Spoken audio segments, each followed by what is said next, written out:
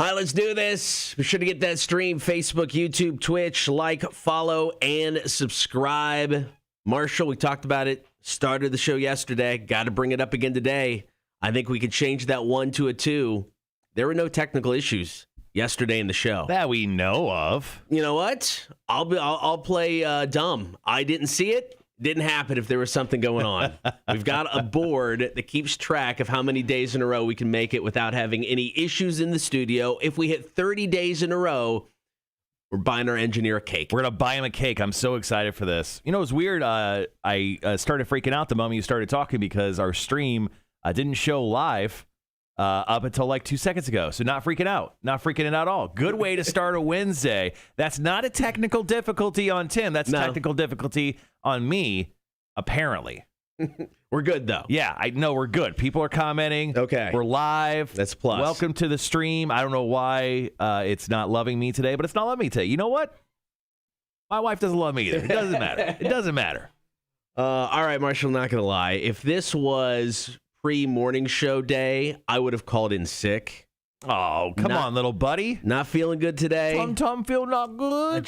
I think the weekend is catching up where I didn't get much sleep. Do you want to put a blanket over you? Maybe. You look like a refugee. I got a blanket in my office. Don't tempt me with a good time. But since it's the morning show, I'm like, I can't bail, man. That's commitment, man. I haven't been this dedicated to a job.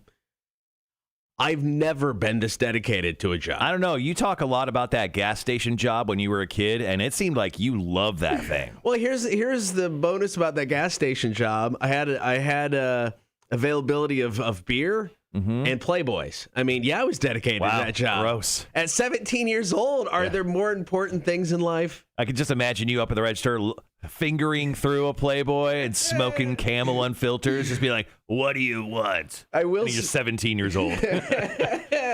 I will say, no, actually, I'll save this story for our call-in today about inappropriate things at work. It involved me in a Playboy.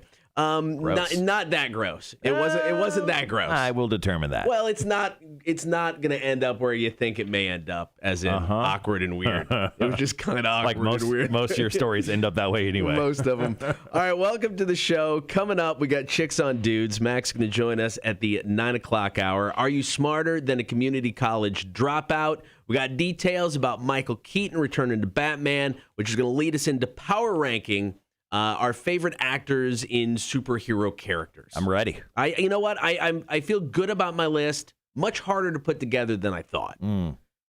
Yeah. Mortal Kombat released the first 7 minutes of that movie. Looks fantastic. Like I said a second ago, calling in today atop the 7 o'clock hour. What are the most inappropriate things you've ever seen go down at work? And then we're going to kick off the show with About Last Night. Going to talk CM Punk.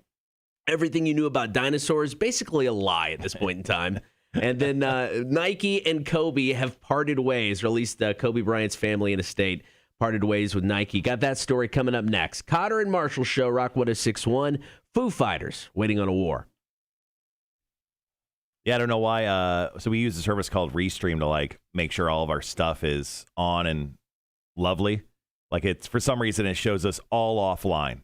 With no one watching, but I'm looking and we're totally online. Yeah, we're online. I don't know why it's not playing ball today, but whatever, man. I don't need that. It's technically working. Dude, that first 7 minutes was intense. Yes, of Mortal Kombat, dude. That's so good.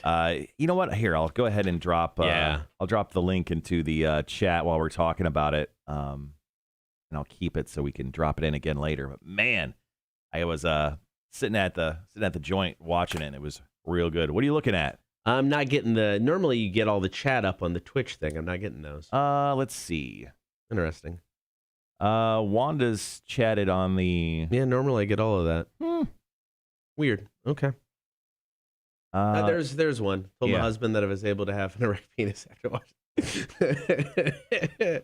Wanda, I love you. I ain't gonna lie. Mortal Kombat. I love you. First 7. Perfect. There it is. The only problem is if you did have an erect penis after watching those 7 minutes, Sub-Zero would probably freeze it off and use it to kill someone. Whoa. Keep your weird sexual fatalities to yourself, pal. I'm just saying. Anything goes, man. If you haven't seen it yet, I went ahead and dropped the link to the first 7 minutes of Mortal Kombat into the chat. I'll drop it in again later when we talk about it in the 7 o'clock hour, too. I'll keep that up. Let's see. Gas station employee equals free food, drinks, and smokes. Dude, I'm telling you, man. Access to booze, Playboys, free food. Great. Too good. 16. I mean, I started working there when I was 16, man. Yeah. I know. Only 30 years ago. Never worked at a gas station. Worked at a hardware store and a grocery store. Was a paper boy. Those were kind of like the first few jobs until I got into radio. Yeah. I mean, I was a stock boy. I wasn't even. I mean, I worked the register on Sunday because we sold booze, and at the time you couldn't be under 21 and sell booze. Mm-hmm. So I could work on Sunday until noon because you couldn't sell booze until noon on Sunday. I could work the register. Other than that, I just stocked shelves, swept the floor, looked at Playboys. It was a good gig. All right, we're going to talk about Nike and Kobe parting ways, which is weird to say. Yeah, right. For a guy who's, no longer alive.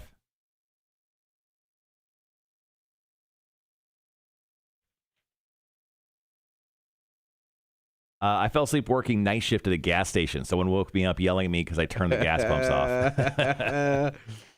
You're trying to get some sleep. Hey, man, I get it. All right. Yeah, I don't think I'm quite even awake yet this morning. I am not. I even slept in till like 4:15 today. Ooh, treat yourself. Purposely, even.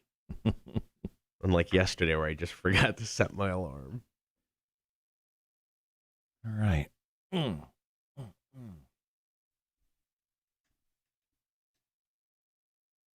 I had a somewhat productive day yesterday. It was good.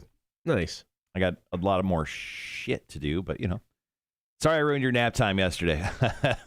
No problem, Charles. Don't even worry about it, man. Yeah, Charles came over. Yeah. Looking at building a fence for me. Nice. I don't know why, the chat looks weird today. I don't know what's going on. I don't know why this is saying I know we're live. Yeah, we're on. All right, we'll be right back, guys.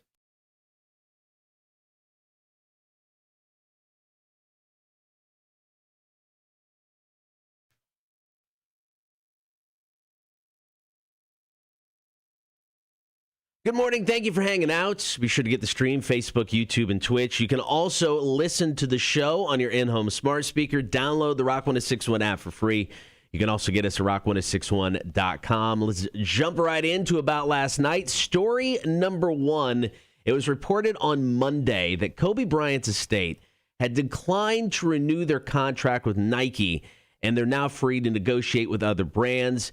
Bryant had signed a 5-year deal back in 2006. Now, Nike did release a statement. They said Kobe Bryant was an important part of Nike's deep connection to consumers. He pushed us and made everyone around him better through our contractual relation. Though our contractual relationship has ended, he remains a deeply loved member of the Nike family. Yeah, I mean, they when he signed that 5-year deal back in 2016, it was for a lot yeah, of it was. money.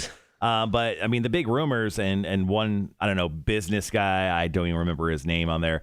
What, do you even have it? Sheriffin Pizferar? Yeah, it doesn't even sound real. Anyway, apparently there was a businessman who dropped some pictures yesterday in regards to these prototype Kobe's that they were talking about, which would have a magnetic app thing that would pretty much follow you wherever you went. It would be like a GPS tracker. So you tell you how fast you went, how many steps you took, and then you would connect to a Kobe app, which would allow you to kind of sort out and work out your fitness. Yeah. And it's kind of a cool idea. And the shoes, I mean, they looked like moon boots. Right. They were a combination of high top tennis shoes and boots. Yeah, they were very weird pictures. But apparently Kobe was going to start his own shoe line, which, I mean, there's so many people who have very successful shoe lines. I mean, Kanye West has the most ridiculous shoe line, and he's a billionaire off it. Yeah. He's a billionaire, and they're the ugliest shoes in human history. So Kobe could have absolutely dominated the shoe market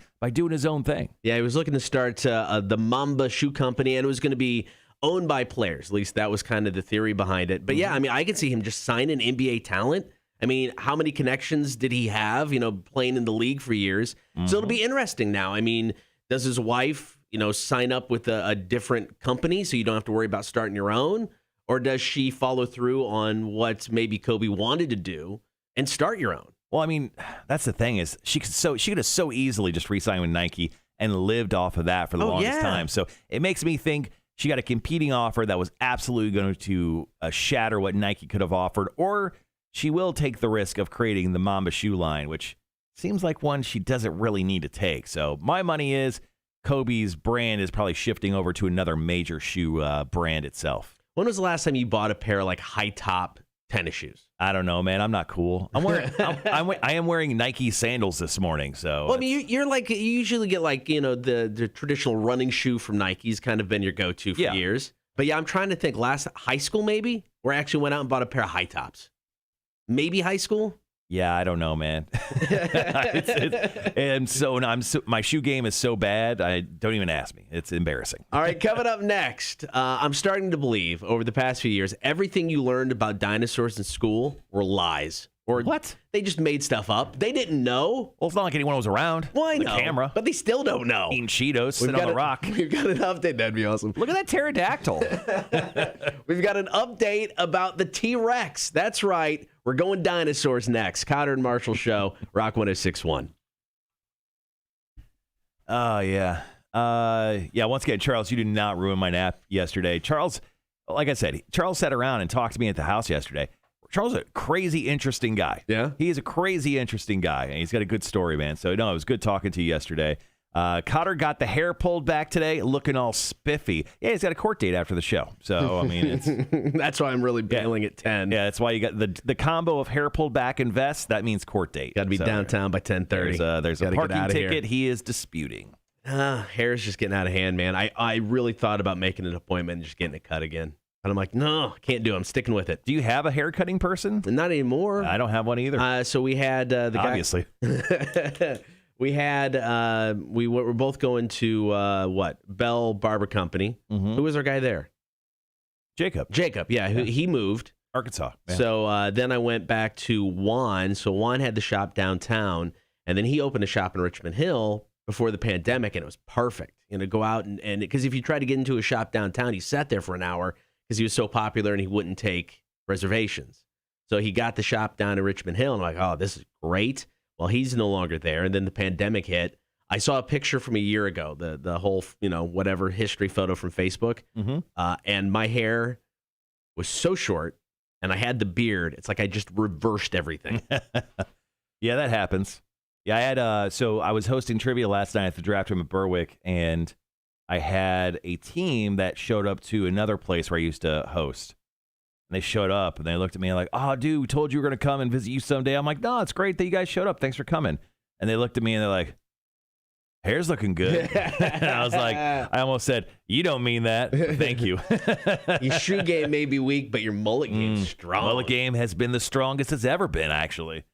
Quite possibly. Don't mind me. I'm just sharing the show stream around the digital landscape of, places. What are we going to do here? I'll move that down. What's our next story we're doing?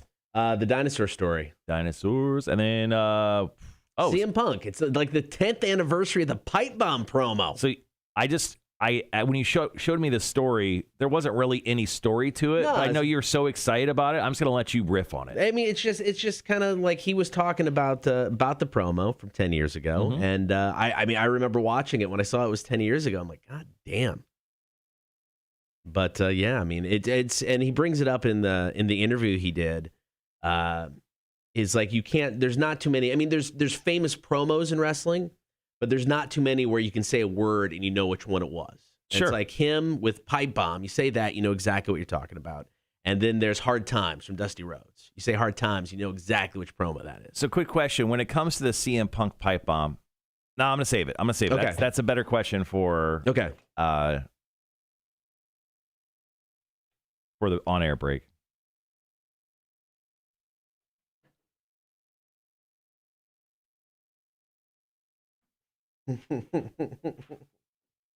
What's up?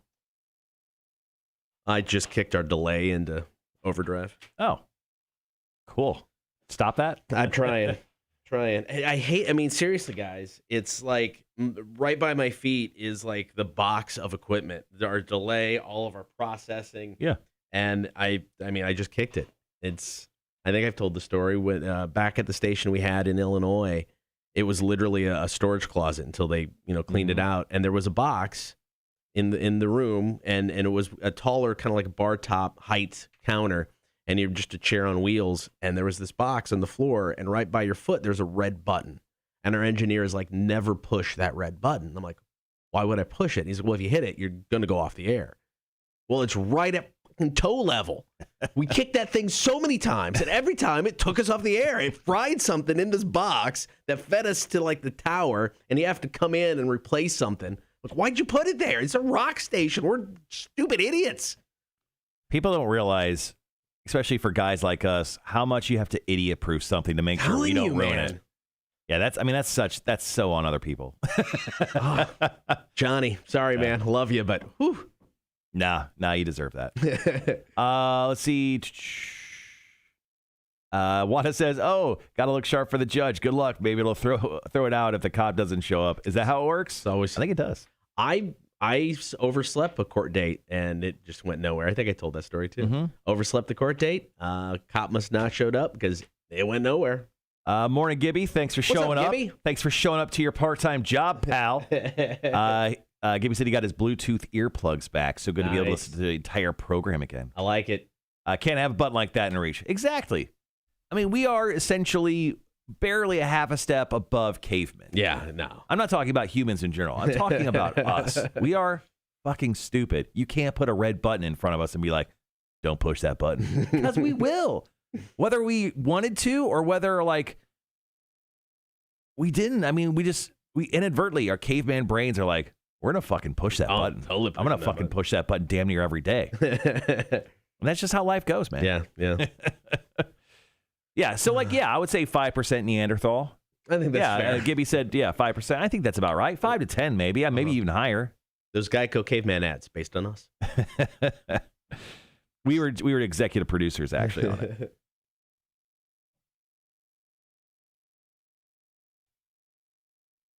So, guys, we'll do it later, but we will be doing our top fives. Probably, we do it around 8 o'clock.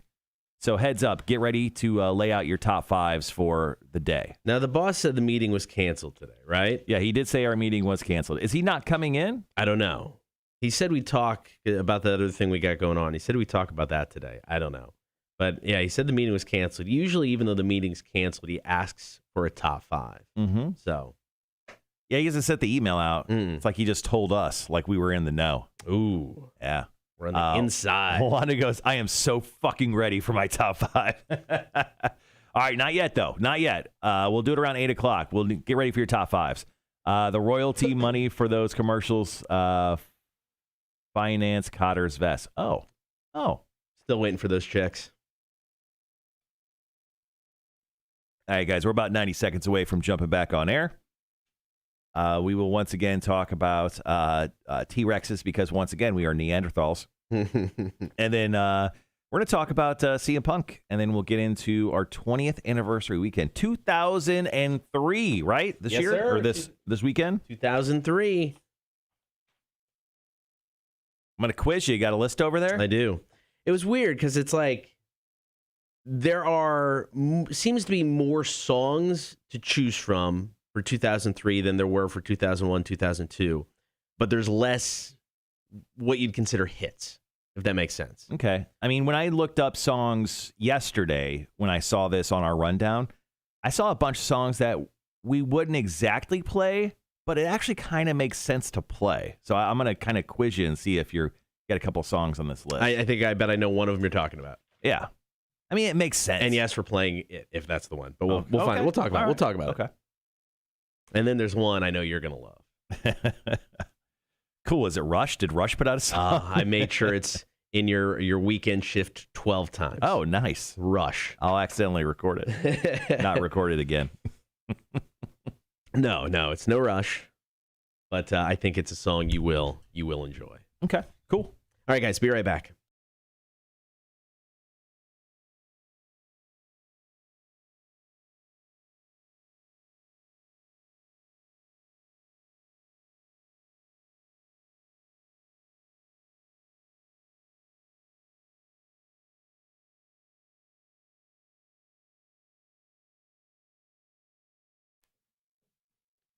Good morning. Thank you for hanging out on air and on the stream. If you haven't checked out the stream, well, we stream the show every morning. You can check out the video, Facebook, YouTube, and Twitch. Be sure to like, follow, and subscribe. We got story number 2 from about last night. Now, Marshall, as scientists learn more about dinosaurs, the one thing I learned was that they knew nothing initially about dinosaurs. Right.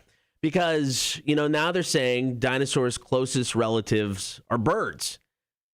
We didn't learn that in high school. In school, it was never brought up that dinosaurs and birds are related. Really? No. I'm pretty sure I learned that. Well, I'm older than you. I mean, when I was... We're only 7 years apart. It's not like... When I was in school, that was not taught. Okay. It was not taught at all. Interesting. And now the latest thing we've learned is that for years, scientists thought T-Rex were very, just individual. They would hunt by themselves. They didn't have the brain capacity to get together as a group to do things. Well, there was a big, what was it? Basically, they found a bunch of T-Rex bones and skeletons and fossils all together. Right. And they're saying it's not something that was, pushed together because of time and everything shifting around. This was a group of T-Rex that kind of died together in the spot. Yeah, so they think T-Rexes are more like social carnivores, such as like wolves. So essentially imagine a T-Rex, but just a pack of T-Rexes, which is terrifying. They still got the little arms, though. I mean, you still got that going for you. I know. I mean, even if T-Rexes came back today, just the memes of a T-Rex would be so abusive. I don't know if they would last very long mentally.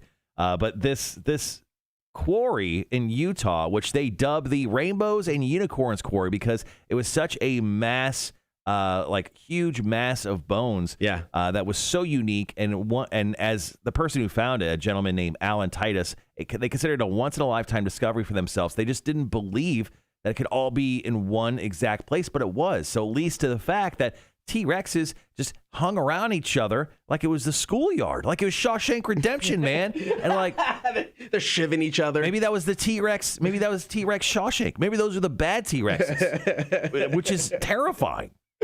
We find out it wasn't, like a meteor that hit Earth that wiped out the dinosaurs. It was just them, kicking the crap out of each other in the yard. They just shivved each other to death. That's how they went extinct. Exactly. They just put a bunch of bars of soap in a pillow sack and they beat each other to death. I mean, it was terrible. I wish I could have seen it on video. I will say that's why, to me, science is utterly amazing. It's like you think you know one thing, and then you can find something and learn something new, and it just changes the outlook, perspective, and take on everything. And now, I mean, T-Rex, they hung out, they partied, they threw down, they chilled, went out for beers, they fought, they did, yeah, with those tiny little arms. I just want to see it, man. I just wish I could have seen that.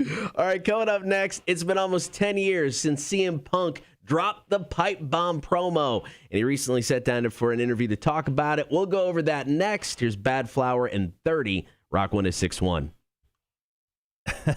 Gibby says, when Cotter was in school, the earth was flat and dinosaurs were dragons that humans were able to thwart. It's a true story.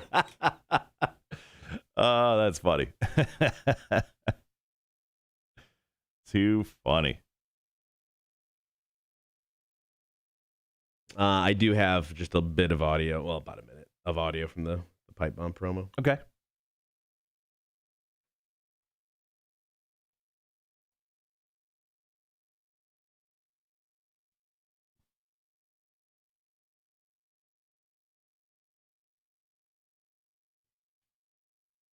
Yeah, got about 3 minutes. Come back. So just a heads up on what we're doing with the show today. Our call-in topic at the top of the 7 o'clock hour is we're going to talk about the most inappropriate things you've ever seen go down at work. So if you want to share a story in the chat or even on the Facebook page, feel free to do so. I will be hitting you up about those here in just a little bit. We're going to power rank our superheroes because of the latest news of Michael Keaton returning to the role as Batman. Play some trivia, and then Max swings by to talk about some chicks on dudes. So I got 3, well, I guess 4 stories. I'll share the one about the gas station job, but I have one that is a very short story. I walked in on people doing something illicit, and then I would say my first day actually on the air in radio. involved some one of my fellow coworker being very inappropriate, but it's because of that I was on the air. So I appreciate his inappropriateness. I've got two stories. One very recently, and just like Law and Order, we will not say names.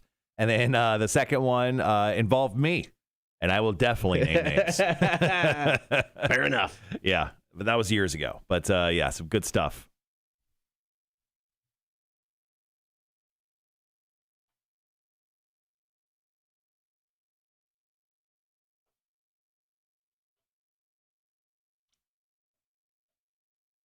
Be right back. Got to get my picture taken. Did you get arrested, Gibby? What the fuck is that?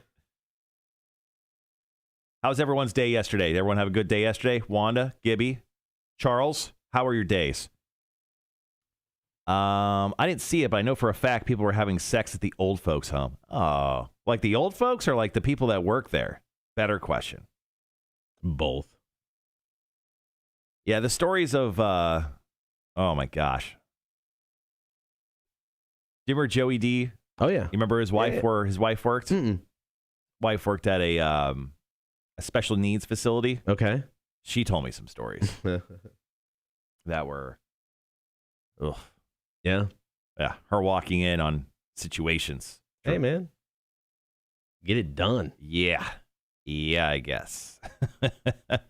No, employees. Oh, employees in the old folks' home. Well, they have bad hearing, I guess, so it's not like they're going to hear much.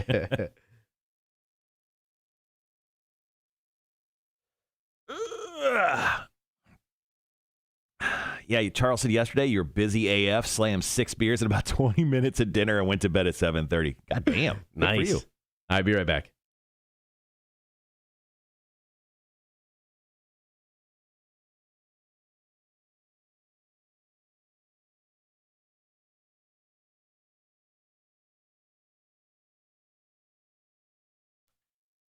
One more story to go in about last night. It's been almost 10 years since CM Punk dropped one of the most iconic promos in the history of the WWE. I mean, it's so iconic that you can bring up 2 words and people know exactly what you're talking about. You say pipe bomb, you instantly think CM Punk. So, sorry, that my very first question, why is it called pipe bomb? Just because he was dropping a bomb and on everybody, and then it just kind of got referred to as he was dropping a pipe bomb. So, I mean, was that him who called it that? Who called it that? I think it was him. I think it was he who called it the pipe bomb because he was dropping the bomb, like blowing everything up in the WWE, dropping bombs of truth, at least according to him, right? On the WWE. But, I mean, you know exactly what it is if you're a wrestling fan. I mean, I remember watching it. I mean, I remember there was a match. Who was in the ring? John Cena was in the ring. CM Punk was down there. He grabbed the mic. He just kind of walks up the ramp, and then he sits down, and he starts talking.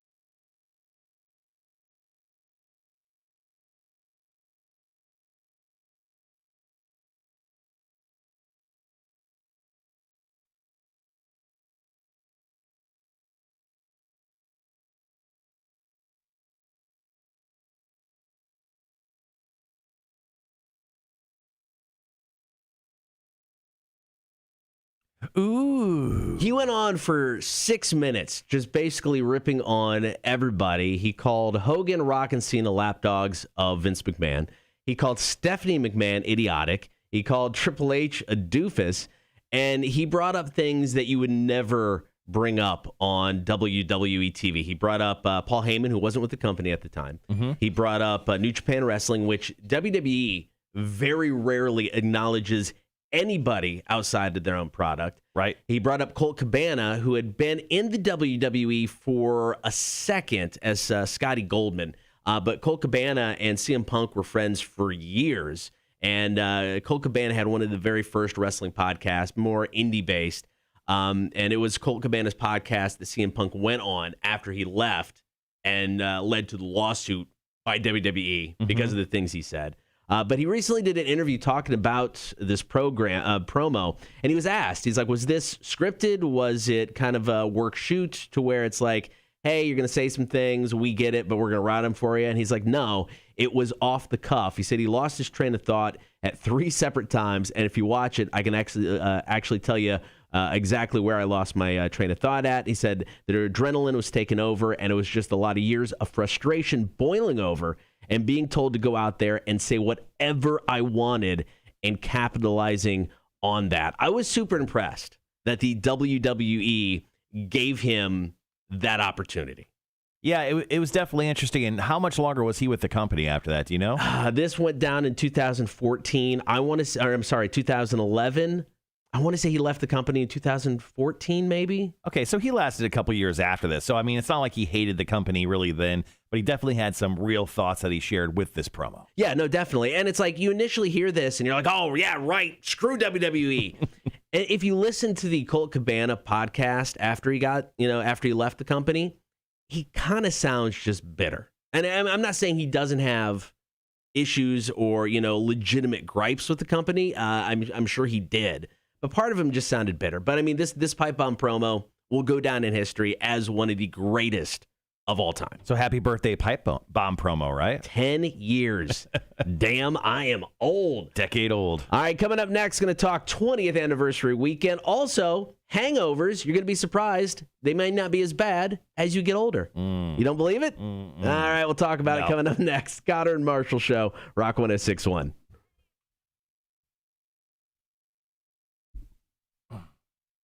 Let's see. Morning, Jeremy. Good morning, sir. Good to see you. Yeah, Charles yesterday was busy as F. Wanda had a good day yesterday. Kiddos had an appointment, nap, touched my husband's ass, and he almost dropped to the floor like he started twerking. She goes, he hates it when I do that. When you touch his butt? He hates that?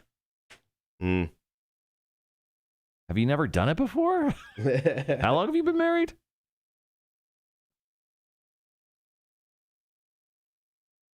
All right, guys, so that's about last night.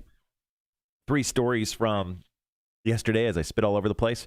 Talking about Kobe, T-Rexes, which we've been on a huge alien and dinosaur kick lately. And just so you guys know, we will continue. Because we didn't do that stuff. We would talk about politics and it'd be terrible. We don't want to do that. Yeah, we're not going to do that. And then, wrapping up with CM Punk. Happy birthday pipe bomb promo. Yeah.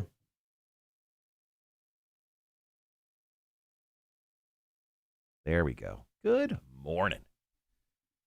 All right, so like we said, lots of cool stuff on the way for the show. This week, I've got to start prepping for our interview with Mitch Steele. Yeah.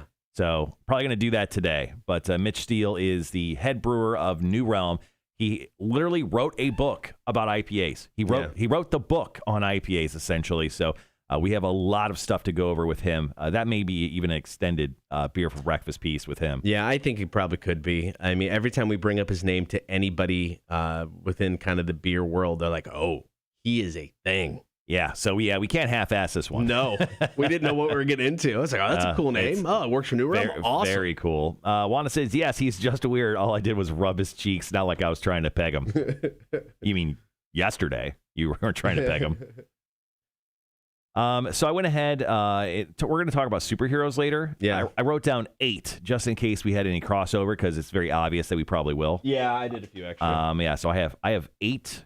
And we're going to power rank them. I feel good that I'll have a pretty solid one. I'm going to go really wild on pick number 3, just so you don't pick it. Yeah, no, that's fair. And we'll fight to the top for the supremacy of it. Are we doing villains and superheroes or just superheroes? I guess we never really specified. I took it from your email as superheroes. Okay, so I just did superheroes. But if you want to throw a villain in there, throw a villain in there, man. Okay.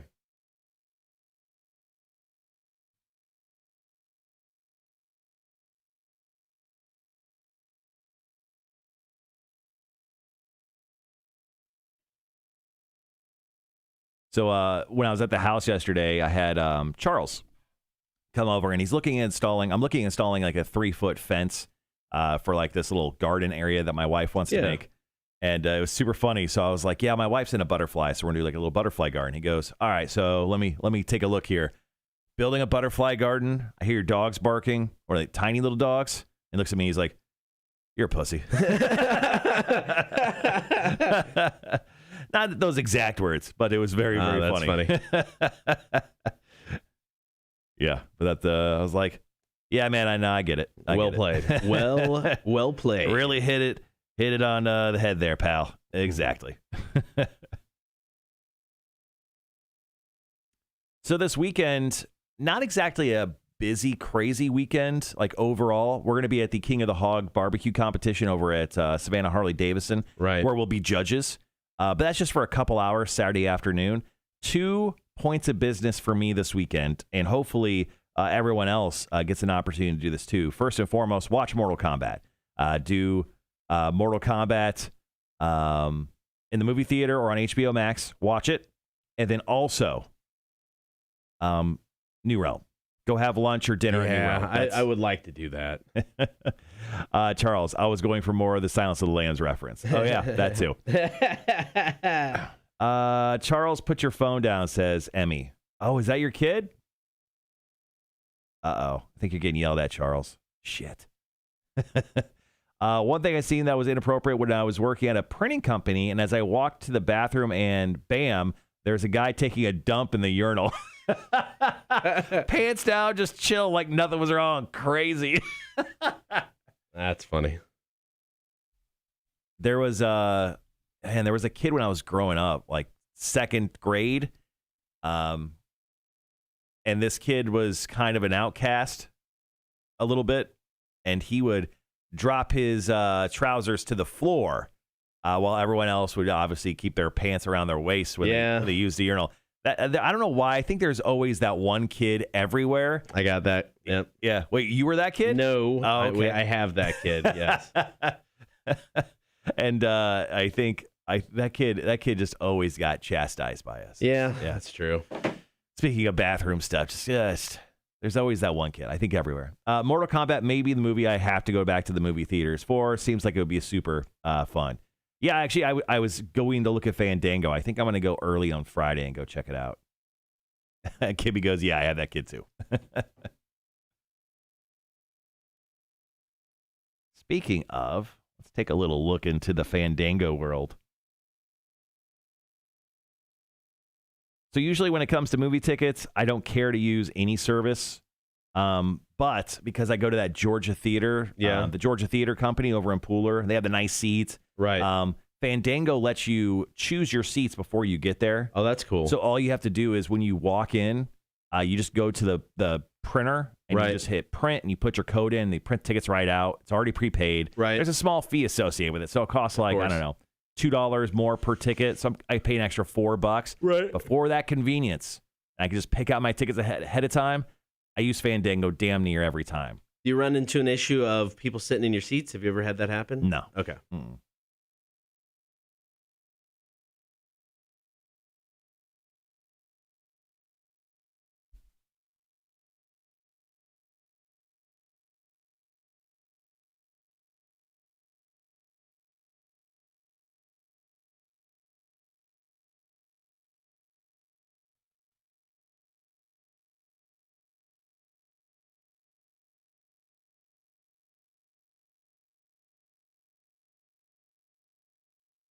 Dope. All right, there's a 4:45 p.m. screening of Mortal Kombat.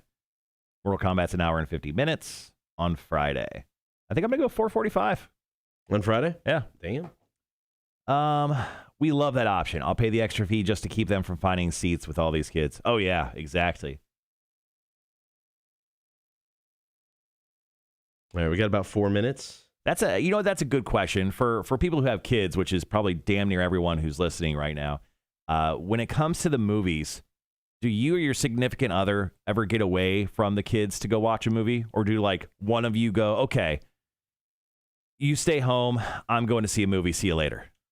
Because I feel like that's a thing. If I had kids, I would probably like tag in and out my wife, or at least still go see movies by ourselves, because I've seen kids in the movie theaters. And most of the time, I'm not seeing kid-friendly movies, but still, the kids who do show up to like the MCU movies I show up to, I hate. Yeah, no, we never did that. No, and we would never take our kids until they got a little bit more age appropriate to anything that, we wouldn't have gone to see a Marvel movie with a 3-year-old. Right. It's like we did the Disney thing. We did all those movies with the kids. But I mean, if you're going in there as an adult and not expecting to see a crying kid, well, you're an idiot. Mm-hmm. But I mean, no, we wouldn't have taken like a 2, 3, 4-year-old to a Marvel movie. I don't know, 4 maybe. What's the earliest age you took your kids to a film? I remember the first film. One of the first films we went to was Lilo and Stitch. I don't remember. I'd have to see what year it came out. Let's see what year it came out, and then I'll tell you.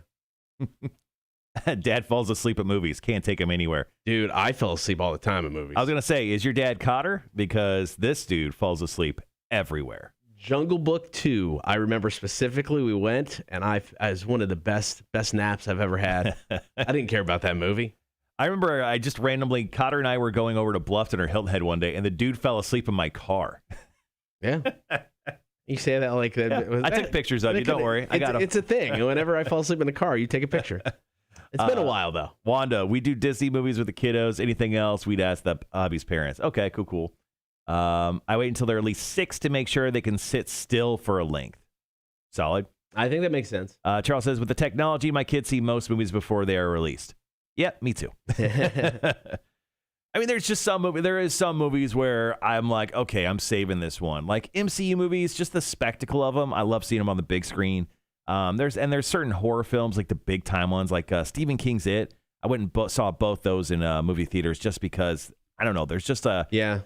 I'm old enough still where going to the movie theaters has like this aura around it where I just fucking love it. I mean, there's just a little piece of me that still gets giddy when I walk into that big auditorium, find my seat. And now that I'm older and I can afford going to a very nice theater like the Georgia Theater Company, who should at some point give us free tickets or at least sponsor the show in some way because of the way I talk about it. There's something about it. It's incredible. No, I agree. I mean, especially if it's an event movie. I do really love, watching Endgame with everybody in there and hearing everybody's reaction.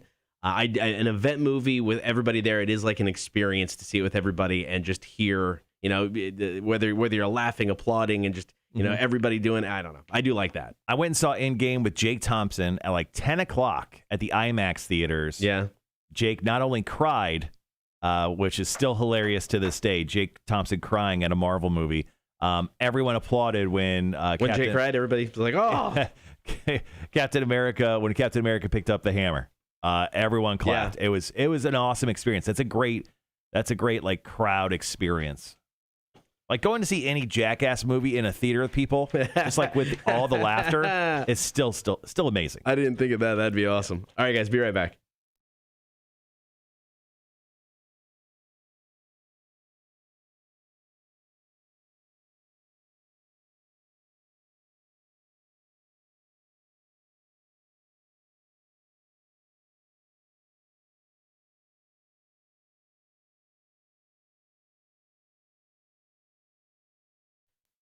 Good morning. Be sure to get the stream, Facebook, YouTube, and Twitch. Coming up this weekend, it is another 20th anniversary weekend. Top of every hour starting Friday at 5 o'clock. We've got songs from 2003. So obviously, Seven Nation Army from the White Stripes. Yes. That's a guarantee. Yep. Bring Me to Life from Evanescence. Yep. Guarantee. Jets, Are You Gonna Be My Girl? Guarantee. Yep. But what about Fountains of Wayne, Stacy's Mom? I knew that's the one. Yes, we will be playing it. You know what? Honestly, you know what we can get away with? I think we can get away with Outkast, Hey Ya. You think so? It's a jam, dude. It is a good song. Yeah. I mean, we might throw it in. I think we could probably get away with that for sure. What about Girls Not Great from AFI? Yes. Are we playing that? Yeah. Nice. Atari's The Boys of Summer covering Don Henley. Mm-hmm. Hot Action Cop, Viva for the Flavor. What about Limp Bizkit's Behind Blue Eyes? Yes. You know they... Offspring with a forgotten song of theirs that I loved. Hit That.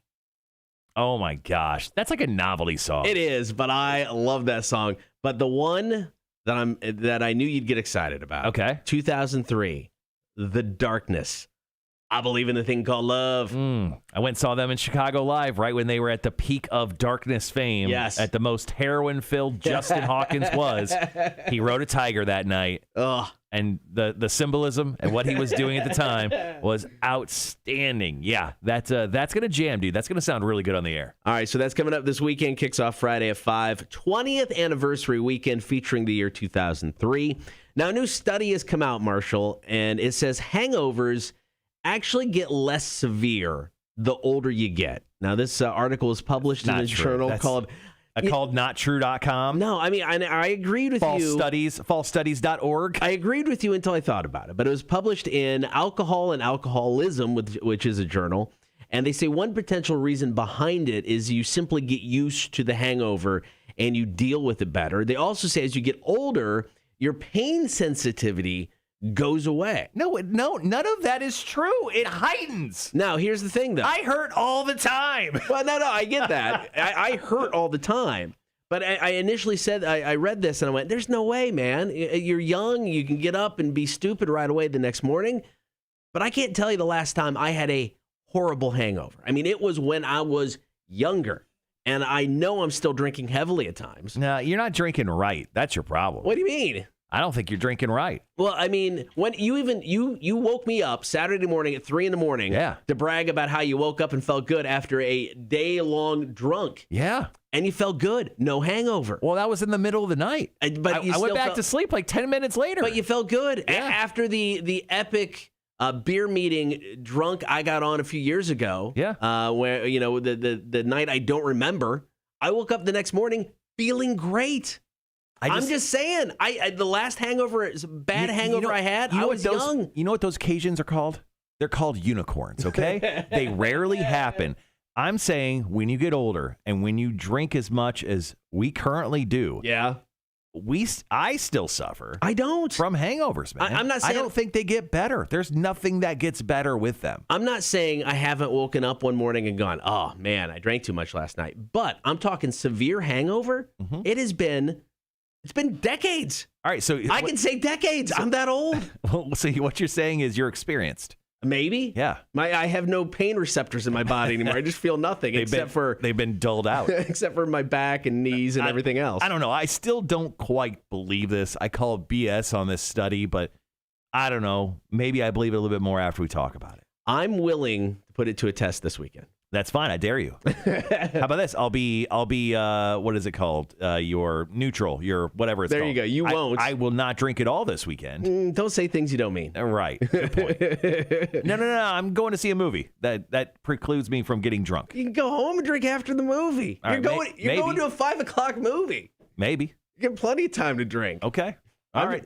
I'm just saying. I agree with you. I didn't believe this study at first. But I'm telling you, I couldn't tell you the last bad hangover I've had. Maybe it's true. And trust me, I've drank a lot within the past few years. I would know. All right, coming up top of the hour, we're going to take your calls, comments, and texts. What's the most inappropriate thing you have ever seen go down at work?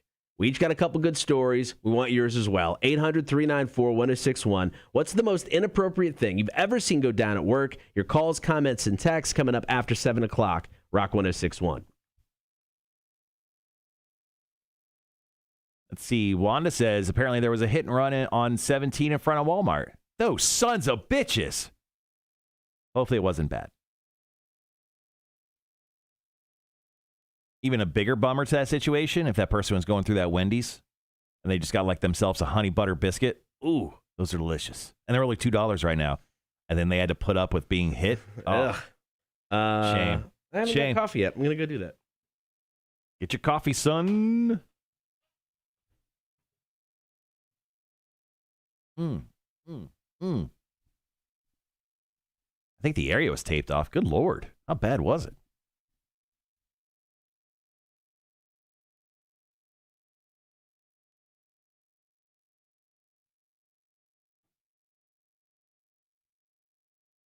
All right, guys. Oh, old man Marshall.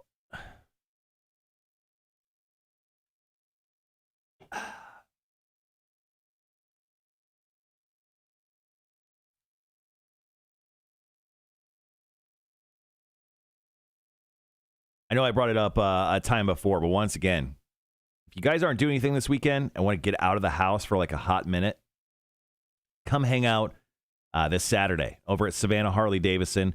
from 11 until 4, there's the King of the Hog barbecue competition. You can go out there. There's going to be a bunch of people cooking up some stuff. Go out there, grab yourself some food. Live music out there. And Cotter and I are going to be judging. We won't be there till a little bit later in the afternoon. I think we're going to get there around 1:30, 2 o'clock. Just before the judging begins, so we can stuff our faces and leave. But we'll be there hanging out at the King of the Hog barbecue competition. So if you're looking to, get some time outdoors instead of hanging out in front of your TV all weekend like I will be doing on Sunday, go ahead and come out. That should be a lot of fun. However, those chicken biscuits from Wendy's are pretty effing good. Yes, they are. Now I've got to believe in a thing called love stuck in my head. I'll see if Connor will play it here in the 7 o'clock hour. I doubt it. We'll see if he'll play it for us. Dude, I love that one. Dude, when that song first came out, I mean, dude, my radio station back home in Illinois, we played it all the time. And then we actually did a promotion where we took a limo up to Chicago to go see The Darkness up at one of those small, like the Riviera maybe. And dude, it was so much fun. So much fun. Took a limo up there, got drunk, stopped on the side of the highway to pee in Gatorade bottles. Classic dude stuff. Oh, Sandy, it's AEW day. Hell yeah, Mamacita.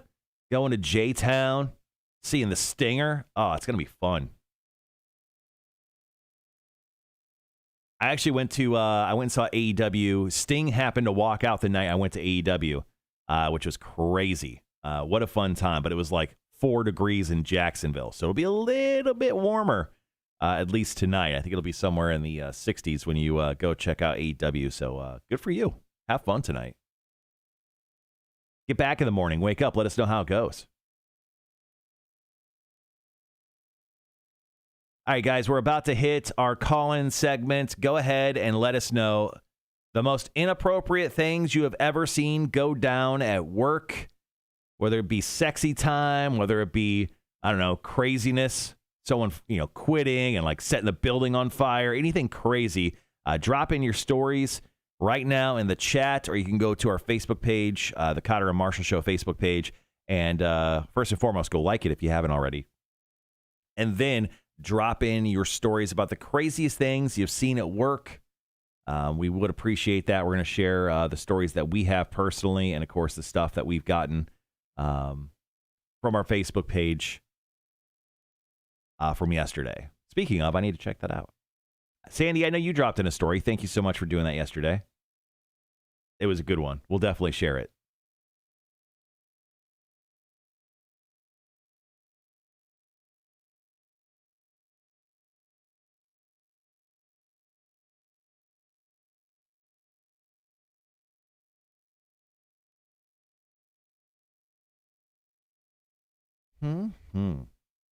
Yeah, the rest of the day I don't have any big plans. Mostly just going to work a bunch, so going to do the typical day. I'll be hanging out with you guys till 10 o'clock.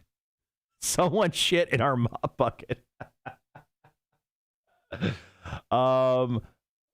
Please add some small context to that story. Did you ever find out who it was? Was it a large bowel movement? Please add a little more. I want to share that one. You don't have to say where it was from or anything like that. That's super funny. There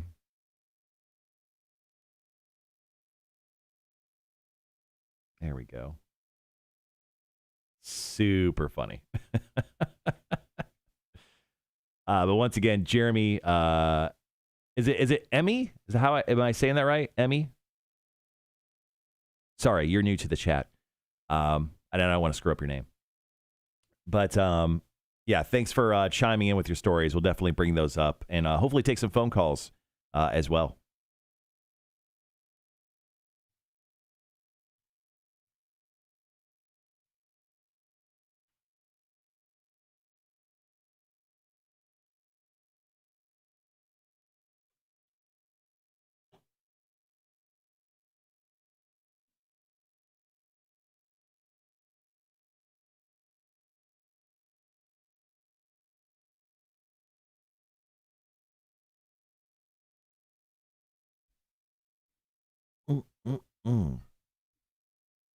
She's typing away.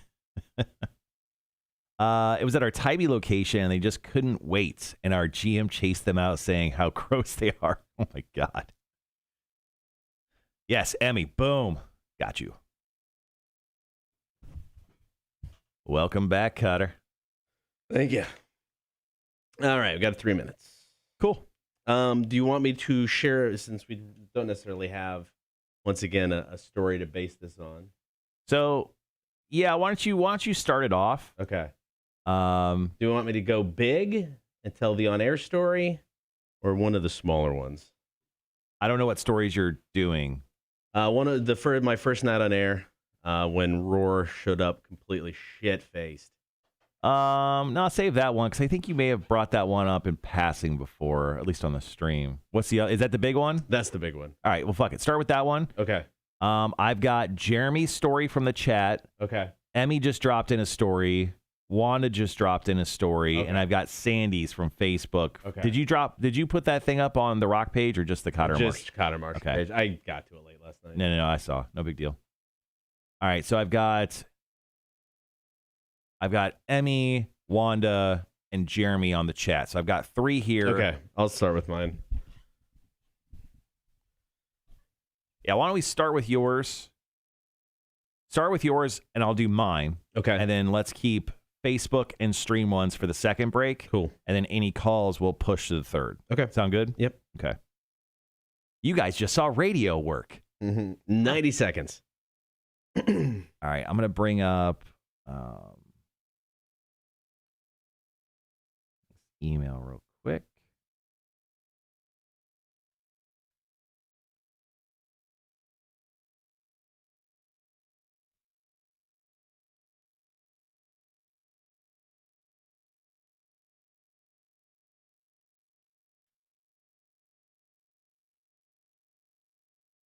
Sandy has entered the chat.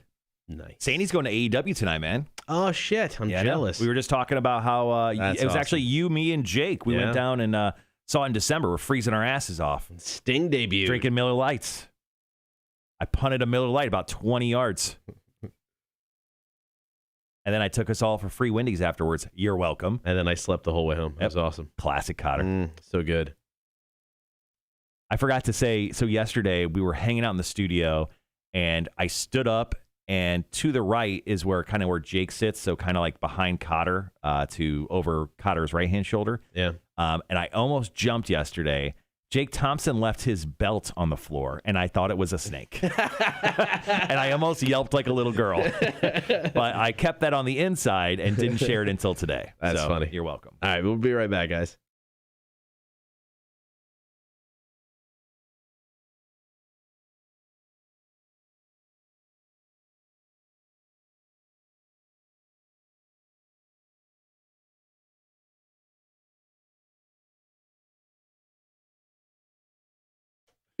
All right, guys. Thank you for hanging out. Facebook, YouTube, and Twitch. While you're there, follow, like, and subscribe. All right, this hour, taking your calls, comments, and text. 800-394-1061. What's the most inappropriate thing you've ever seen go down at work? Now, it may not have been inappropriate for where I worked because it was a rock station. It was during the 90s, kind of anything goes. But it was inappropriate for most places of business. But the story's awesome because this is what got me on the air for the first time by myself in radio. I was doing the morning show Stunt Boy stuff, but I had never hosted a shift. So I'd never just been on the air. So it was in December in Illinois, so it's stupid cold. There was the official Christmas party at the Madison Theater, downtown Peoria. Historic theater. It's a great theater. And Kenny Wayne Shepherd was the headliner. So the entire staff was there except for me. I'm the low man on the totem pole. So I was running the board. They were broadcasting live from 6 until midnight. So I was there from 6 to midnight. At midnight, this was before everything was to be recorded and voice tracked. You had to have somebody in the studio. So at midnight, a gentleman by the name of Scott Rohr was supposed to show up. It's quarter till 12. He's not there. 12 o'clock hits. He's not there. I'm just playing CDs. Don't know what to do. Start calling people. What do I do? What do I do? Finally get a hold of my boss. He's like, look, man, nobody's going to make it. Just go be on the air. So I'm like, okay. So I'm calling everybody, waking up my family. I'm on the air. It's after midnight. Listen. About an hour later, I hear somebody down the hall. I look out the door, and there is Scott Rohr, completely ass-faced. I mean, stumbling down the hall. He stumbles into the studio. We had a rack of CDs behind us. He grabbed 10 CDs, none of which were getting played because we had our playlist kind of set up. None of them were on the schedule. He sets them down. I'm the new guy, so I just kind of back up and get out of his way. I don't know what to do. Is he talking to you at this point? No. He's so drunk, he's a zombie. He's drunk. Zombie drunk. He's zombie drunk. Yeah. So he sets the CDs down. He doesn't attempt to go on the air, but then he leaves and he walks down the hallway, and we have our production studio. And then 30 minutes later, I just don't know where he's at. So I'm just on the air. So I go back. He is stripped down to his boxer shorts, puked on himself, and he is passed out in the production studio, just laying there. No, Scott. And then I'm like, well, I'm going to go be back on the air again. So I walk down the studio, or I walk down the hall to the studio. I go back on the air. I walk back to the production to check on him about 20 minutes later. Dude's gone. He's left his clothes there. Oh. So he left in the middle of winter in Illinois in his boxers. Right, with puke all over him. Puke all over him. Mm-hmm. So, I mean, in no other business would that even be close to appropriate, you know? How do you show up that drunk, can't do your job, and still keep it afterwards? It's pretty incredible, but that's, he worked the night shift. So I get it, man. Definitely get away with a lot more during that time period. I get it, but how inappropriate is that? To show up to work that drunk, pass out, and then leave. Well, I got a story that recently happened to me as of, 2 days ago. So we have a coworker who reached out to a local business. They do like hair removal, right? Yeah. And we reached out to them because we want to do a promotion with them, maybe in regards to like Mother's Day or something, right? So this coworker reached out to them with some ideas on what promotions we could do. But they started off with saying, I have hit a stage of pregnancy where I have to start getting sugared or whatever, hair removal or what it's called, to see what is going on down there. And I'm like, well, didn't need to hear that. Didn't need to hear that at all, because they just forwarded the entire email conversation to me. They didn't like creatively edit out certain things. Like when I send someone an email, I make sure to cut out all the bits they don't need to see or hear, just because I want them to read the good meat of the email. So I saw that. I'm like, that's a way to start an email.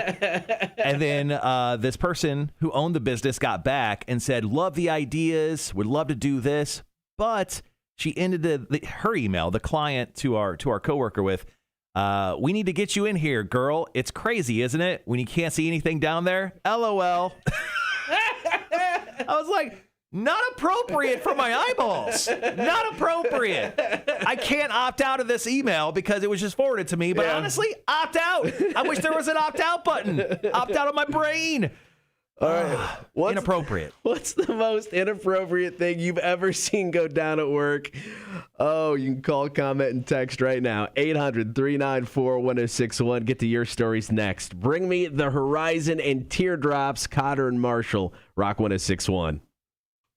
That's the one thing I would actually be really interested in. What? They talk about like putting like microchips in brains. Like, oh, we put a microchip in a monkey's brain and he learned how to play ping pong or something like that. Right. Put a microchip in my brain so I can opt out of certain things, right? Like, okay. Yeah. Gibby goes, oh, now when you see that coworker. Yeah. But yeah, I mean, like, I would consider putting a microchip in my brain just to opt out of certain things that I've seen in my life. Yeah. Yeah, just like, opt out of that email, click. Perfect. There's that Black Mirror episode about that whole thing. Yeah, the opt-out button, man. Oh, that's one of the best Black Mirror episodes. I actually, everyone who works and has a work email and they kind of live by it, like most businesses, like, sit-down office businesses. I would say 90% of the time when I'm on any email with more than 3 people where I would have just replied opt-out. Yeah. And just gotten their reactions from it. Yeah. Because there's a lot of emails I'm part of that I'm like, I don't need this. I don't need this. No. This is not even an email-worthy conversation.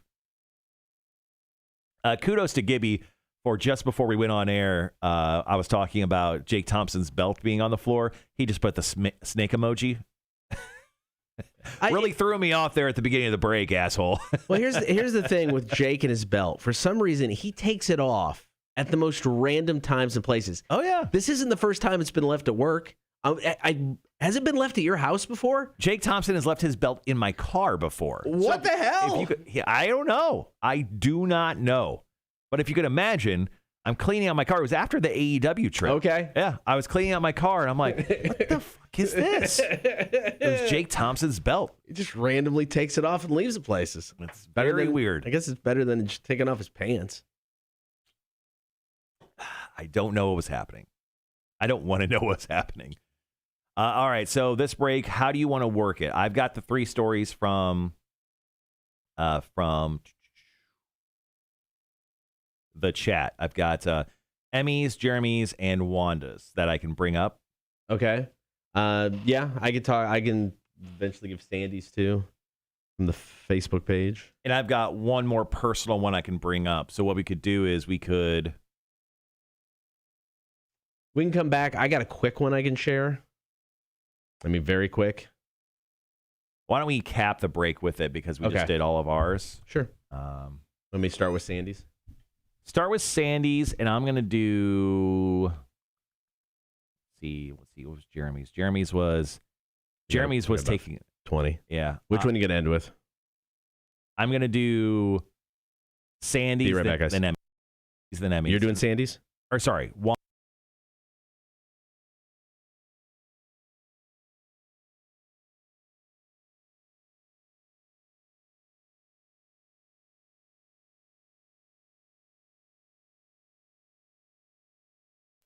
Taking your calls, comments, and texts this morning. What is the most inappropriate thing you have ever seen go down at work? Call, comment, and text 800-394-1061. Mamacita Sandy hit us up on the Facebook page. So, apparently sex on the job is a bad thing when 2 people at the post office get caught. Management called in the postal inspectors, but before they had a chance to investigate, the inspectors got caught having sex in the inspector's office. Oh. Nothing happened to the postal workers, but the postal inspectors were demoted. Yeah, I mean, they're held at a higher level, you know? I guess. They came in, and then they came out. Yikes. All right, so on the chat today, once again, we are talking about the most inappropriate things you've ever seen at work. Feel free to text us, to message us on the stream. Wanda chimed in. Wanda says, a few years ago, a guy casually just walked upstairs and entered the back door of our office off of Stevenson. We thought nothing of it because it's typical to see this. Yeah. Next thing we know, the cops with the canine come running through the office. Apparently, the guy we saw was being chased by them. They found him in the office next to us, hiding in the bathroom. That's kind of a wild story. Let's see. Emmy chimed in as well. Let's see. There it is. Sorry. There was lots of comments here. You can call, comment, and text yourself, 800-394-1061. What is the most inappropriate thing you've ever seen go down at work? So Emmy says that they found that someone did their business in a mop bucket. So she said she was at her Tybee location of work, and this person apparently couldn't wait. And then their GM chased them through the location saying how gross they were and kicked them out. So yeah, someone doing number 2 in a mop bucket, let's face it, you could definitely wait to find somewhere else. There's the ocean. Yeah, that's true. Yeah, lots of things poop in there. Go poop in the ocean, man. I had one happen to me a little more recently. It was about 4 years ago. Not at a place I currently host trivia at. Don't think that. Nowhere I'm currently working. Mm-hmm. But at a place I was hosting trivia, we had equipment that we kept in the back of this establishment. I went back there to go grab this equipment. Employees were doing lines of coke in the storage room. I walked in. They turned around and looked at me. I looked at them and went, never mind, I'll be right back. And I just turned and walked to the left. They didn't even offer you some? No, I didn't stick around long enough. We made eye contact. Right. I'm like, I probably shouldn't be seeing this right now. I'll be back, guys. See you later. Snort a fat rail and look up like a crazed zombie at you. They did not expect anybody to walk in. How do they not have somebody keeping an eye on the door? Bad planning. Yeah, they're obviously not good criminals. No, not at all. Or drug addicts. All right, call, comment, and text 800-394-1061. Call in with your most inappropriate thing you've ever seen go down at work. 800-394-1061. More of your stories coming up next. Cotter and Marshall Show, Rock 1061.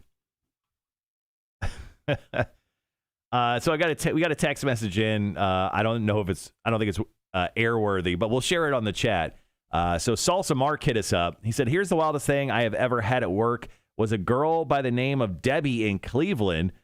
She and I decided to have sex in the Xerox machine. It made her hotter, so we were doing it. It made copies."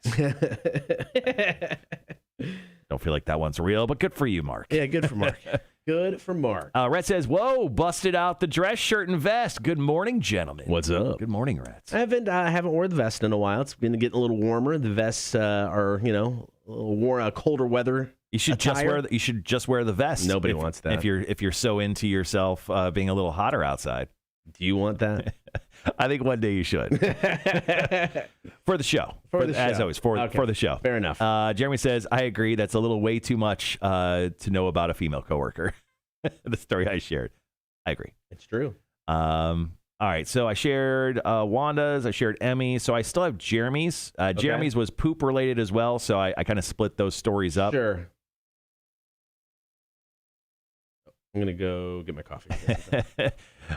Gibby says, "Don't tempt us with a good time." I'll get him to do it one day. It'll be funny.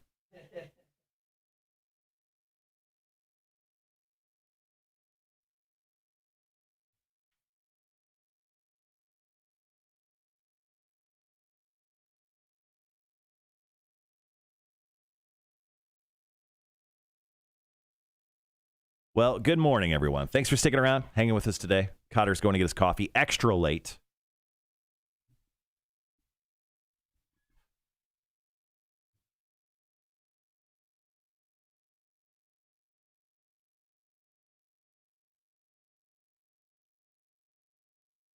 So we're going to wrap up our conversation about the most inappropriate things you've ever seen go down at work. I have a story. I have a story from Jeremy on the chat. And then whatever Cotter has, and then we'll kind of roll from there into Mortal Kombat. We'll talk about Mortal Kombat. I'll drop the trailer link again, just in case anyone has missed it. Greg, good morning, sir. And then we'll talk about Axis for Life. I believe we are naming our third team member for each of our teams tomorrow on the show. So tomorrow should be a fun little show for us with Axis for Life. And then I'm actually going down to Urban Force Axe House on Friday. I'm going to sit down, talk to the owner, and then we're going to work out the exact games we'll be playing for that Axis for Life giveaway we're doing. So once again, thanks for everyone who went on to our Facebook post and signed up. There's still time in case you do want to participate in our Axis for Life competition. All you have to do is go to our Facebook page, tell us which team you want to be on, Team Cotter or Team Marshall. And then on May 1st, Saturday, May 1st, we're going to have everyone show up, and we are going to throw axes for that opportunity to throw them for free for life. Greg, what are you up to this morning, man? How you doing?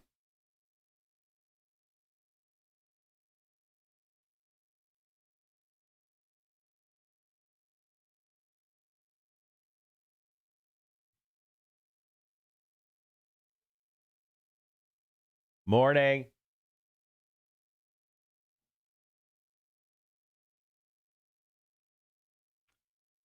Living the dream. Yeah, you are.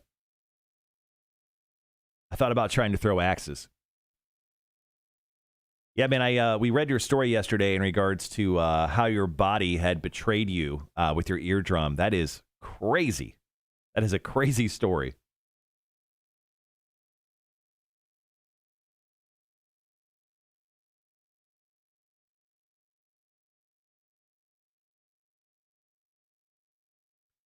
Sandy says, ask her when he's very addictive and amazingly funny. I can only imagine you're talking about me.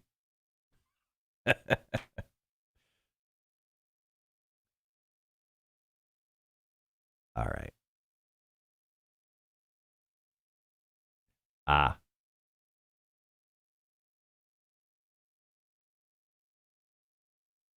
Oh, we just got a new text in.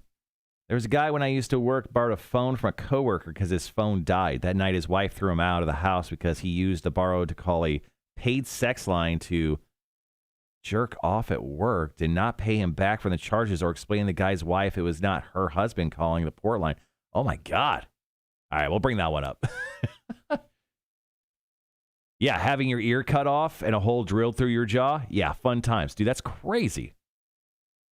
Well, obviously, diving is not your thing. Maybe axe throwing can be your thing. So anyway, you should definitely sign up if you haven't already to join one of our teams. We're getting 4 team members per team for this axe throwing deal we're doing.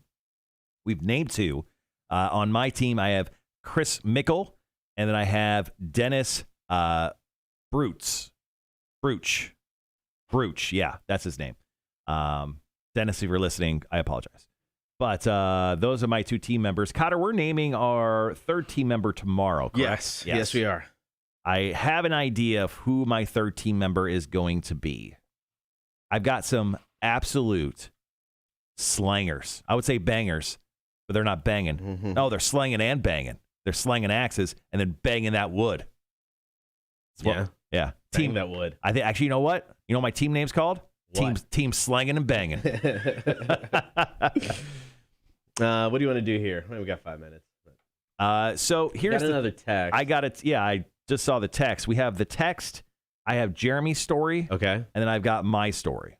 So we could do all 3 of those on this break and then wrap up the break here. I've never thrown an axe, but throwing sharp objects does sound appealing. Oh, well, that's fantastic. That's all you need, Greg. So go to our Facebook page. Top of the Facebook page, there is a post pinned with a big axe on it. Just go on there. Let us know which team you want to be a part of. You can be neutral if you want. You can just say, I'd like to be a part of either team because you hate us equally. Mackenzie, slanging. There goes that accent again we discussed. Slanging. Mac will be joining us later at 9 o'clock, just so you know. Yeah, but I think my team's gonna be called Slanging and Banging. All right, I like it. Team Slang and Banging, slanging and banging. Axe throwing is a must. I'm due for another visit soon. Axe throwing it's a good, almost wholesome act that you could do every weekend. Because technically you can tell yourself that it's exercise, but it's exercise that you could do while drinking. So tell me what the issue is. That's true.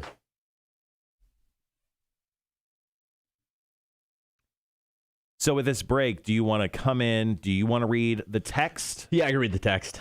You read the text, and then I'll do the chat story from Jeremy, and then I'll do my story, and then we'll wrap it up there. Yeah. Okay, cool. Yeah, Max says, axe throwing is a must, cheaper than therapy. Look who showed up, our boss. A-Dub's in the house, everyone. What's up? Kind of early for A-Dub. 7:25. He usually doesn't show up till 8. I'm not talking about in the building. I'm talking about in the chat.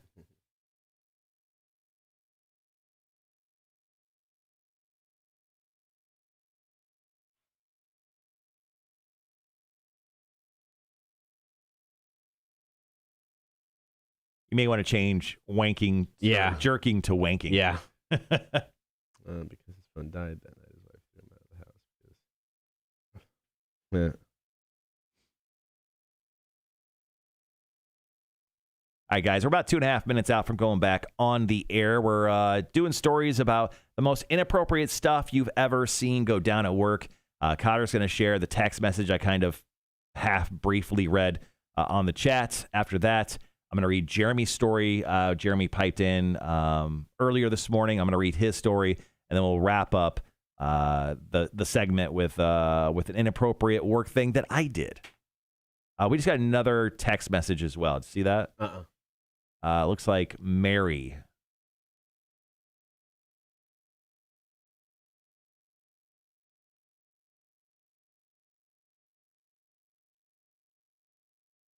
So if you're reading this text right, it was the coworker who let the guy borrow his phone that was kicked out, right? Threw him out. because he used the bar. Yeah, it was the innocent coworker who got thrown out. Who got thrown out of the house. Yeah, I guess that could be a little confusing. There was another story from Mary here who it's kind of in the same vein, no pun intended.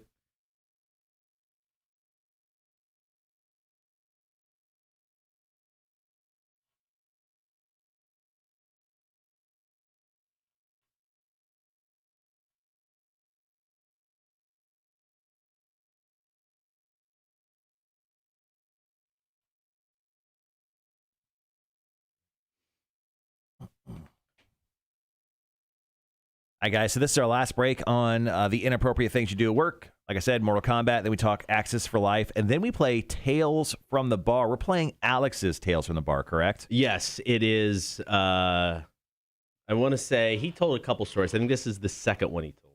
Okay. Do we want to read Mary's? I didn't see. Mary's is good. It's kind of in the same vein, but it's kind of funny the way she says it. So I think you read both. Okay. All right, guys, be right back.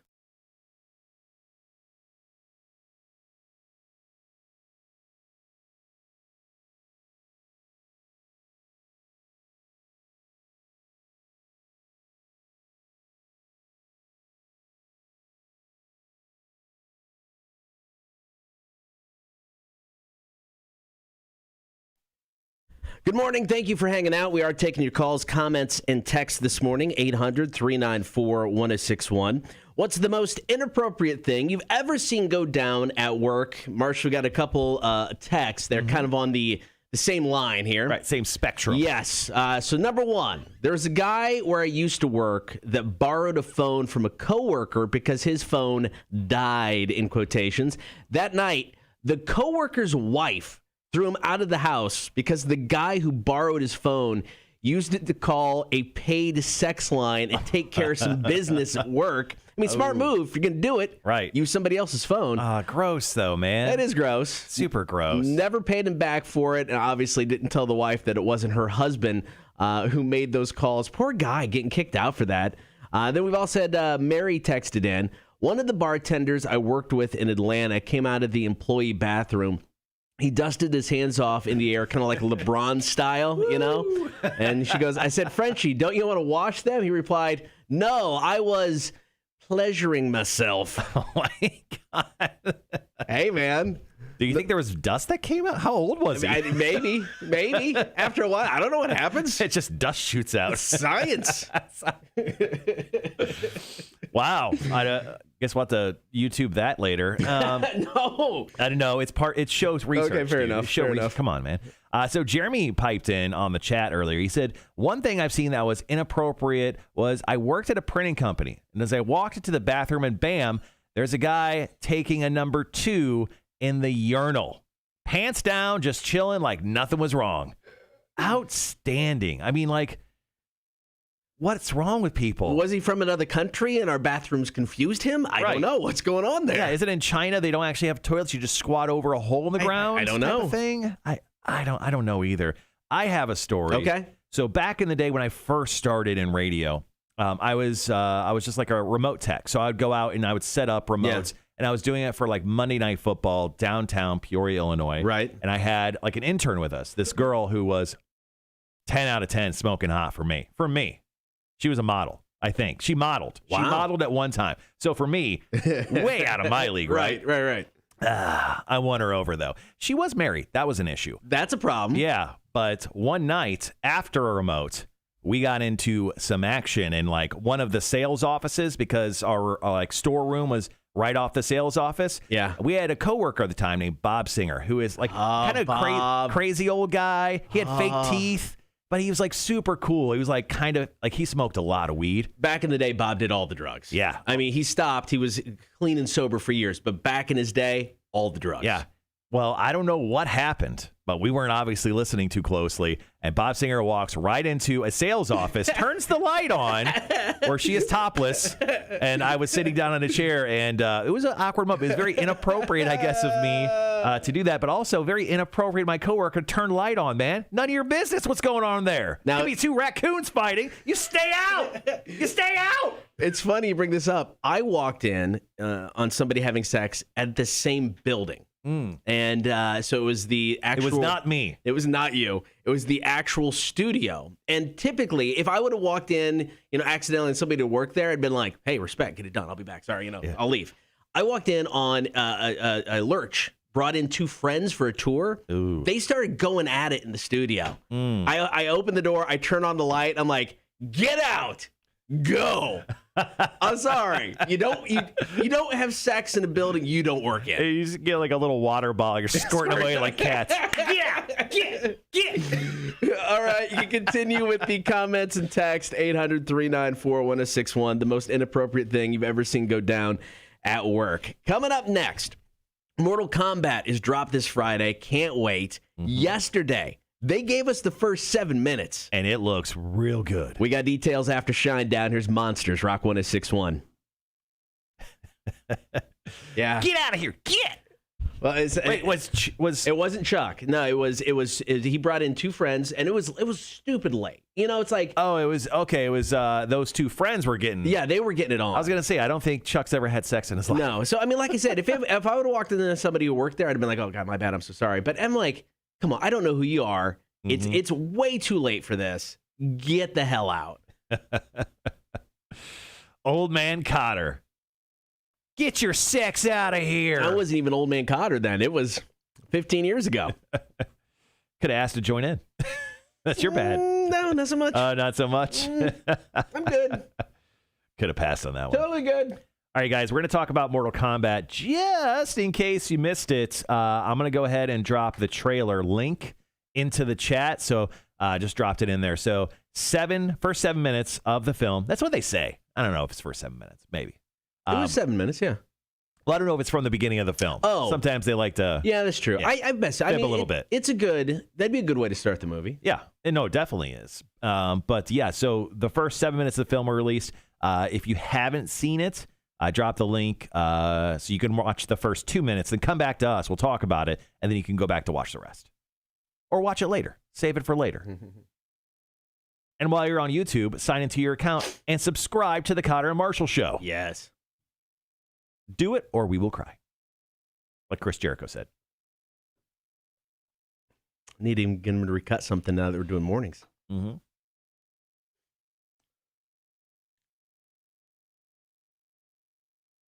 I hope he'll be down for a beer for breakfast in October. I think he will be.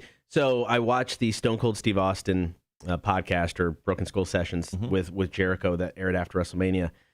He's literally just drinking straight vodka the entire time. Really? Yeah. I'll do vodka for breakfast. Grey Goose. He was doing, I think it was Grey Goose. But I mean, he just had so Stone Cold sitting there with his IPA. They did shots. That's the thing he'll do. Stone Cold had something they're doing shots with. But yeah, Jericho is just pouring vodka into a glass. I'm like, I can't do straight vodka, man, by itself. You will. Chris Jericho walks in the studio, man.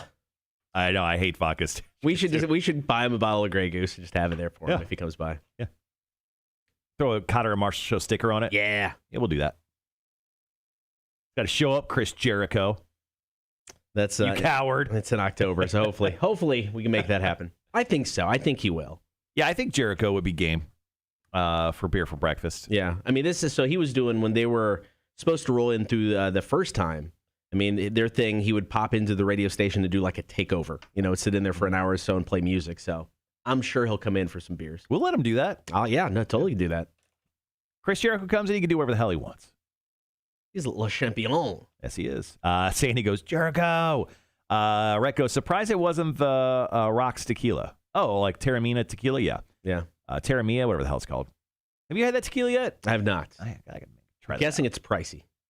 You think? I don't know. It's the Rock's. I don't know. Maybe not. He is the people's champ. Check it out. We got about 25 seconds. Oh, it's super cheap, dude. Oh, is it? Yeah, you can get the Blanco for $35, the Resposado for $40. Okay. The wife was talking about wanting margaritas the other day, so maybe I'll pick some up. Mm-hmm. All right, guys, be right back.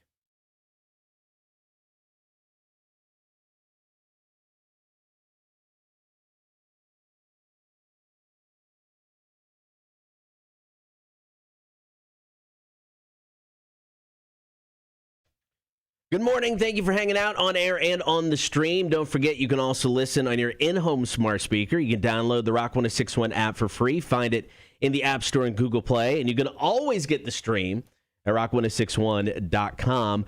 So this Friday, you're heading back to the movie theater kind of for the first time since the pandemic, right? Yeah, 100%. I haven't seen a film, I think, in the movie theater since possibly Invisible Man of January of 2020. Yeah.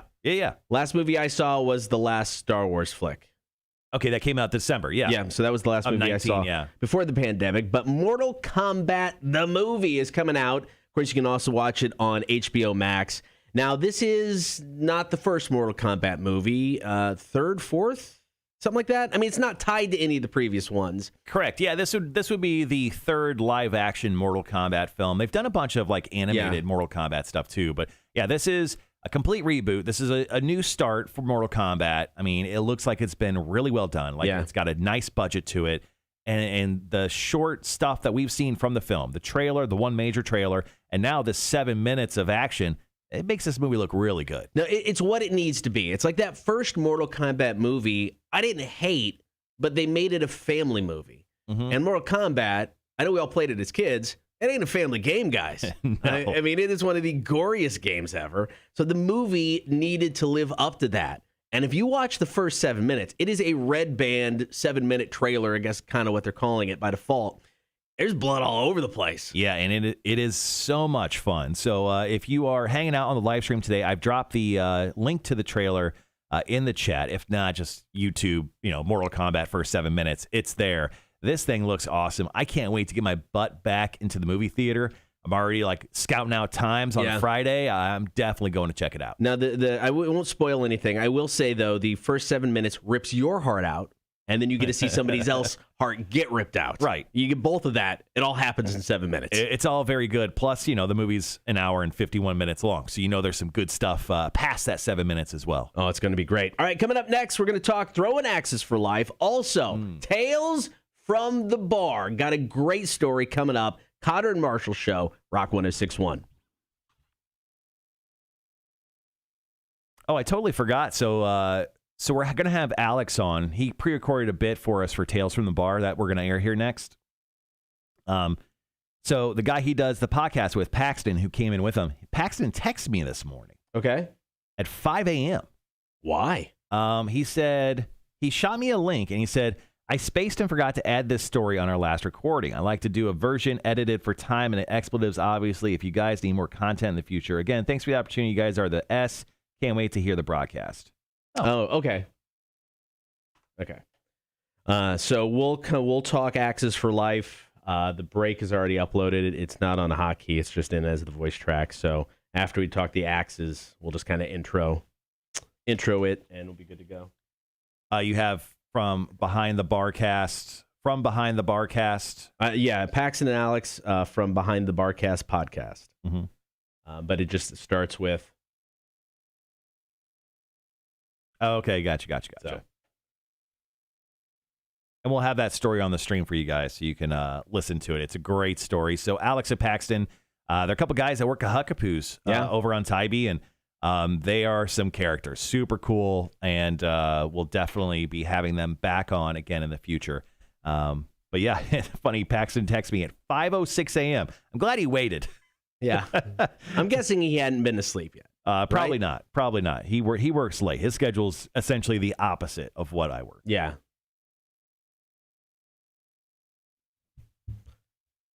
Gonna text him back real quick.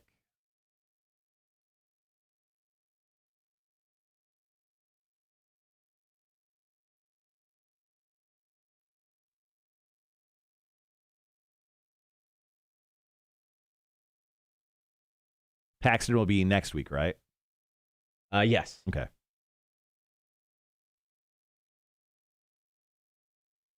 And then I still have Haley from the draft room set to come in. We still don't have a date on her. She's having some issues with just scheduling and everything. So although we have 2 more after this, we really need to look for some more. Yeah, agreed. I said something to Brad last night at Oak, and he seems down. So he shared part of it about people having sex in a bathroom. It was pretty funny. But he seemed down, so I'll just kind of keep reminding him. That dude is busy as shit. Yeah. Greg goes, yeah, because 5:05 is just too early for you. It is. Anything before 8 a.m. is early for me. I just happen to work for 2 hours prior to 8 a.m. Hey, man, good morning. We're playing Alex's story today, and you'll be next week. Yeah, and then Alex will be after that. But yeah, if you guys know anybody, if you're in the service industry, had worked in the service industry, got a great story about it, hit us up. KMShow at rock1061.com. I got to get that. You get those emails, right? I haven't gotten an email in a minute from it. Okay, we probably want to revisit with Tim. That I wouldn't say that is not a studio issue. Did we change it? Did we give him 2? No, I have not given him 2 yet. Well, I thought yesterday was 1. No, yesterday was the day before because we talked about it at the start of the show. Okay. So because I didn't want to jinx it and bring it up during the show, which we are now, so we're fucked.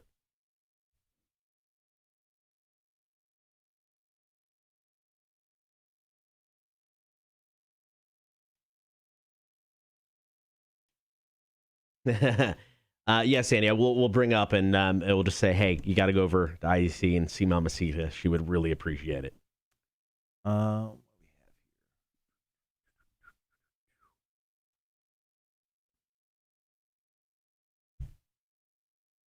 Maybe you'll just accidentally have to stop by the station that day. Might be easier. You could just stand outside the glass. There you go, right there, and just wave the whole time. That'd be amazing. You can't talk to him, though. Don't look at him in the face. Now, we interviewed Jericho years ago at Welcome to Rockville, and super cool guy, man. Super nice. Very talkative.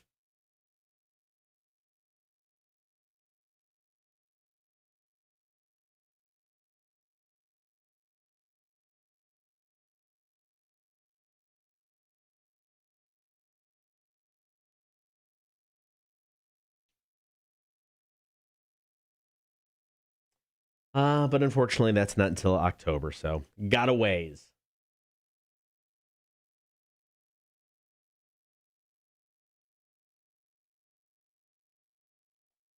All right. I hit up Dennis about what size of shirt he wore because I saw that. I was going to ask you if Carla was at. I didn't see the other person.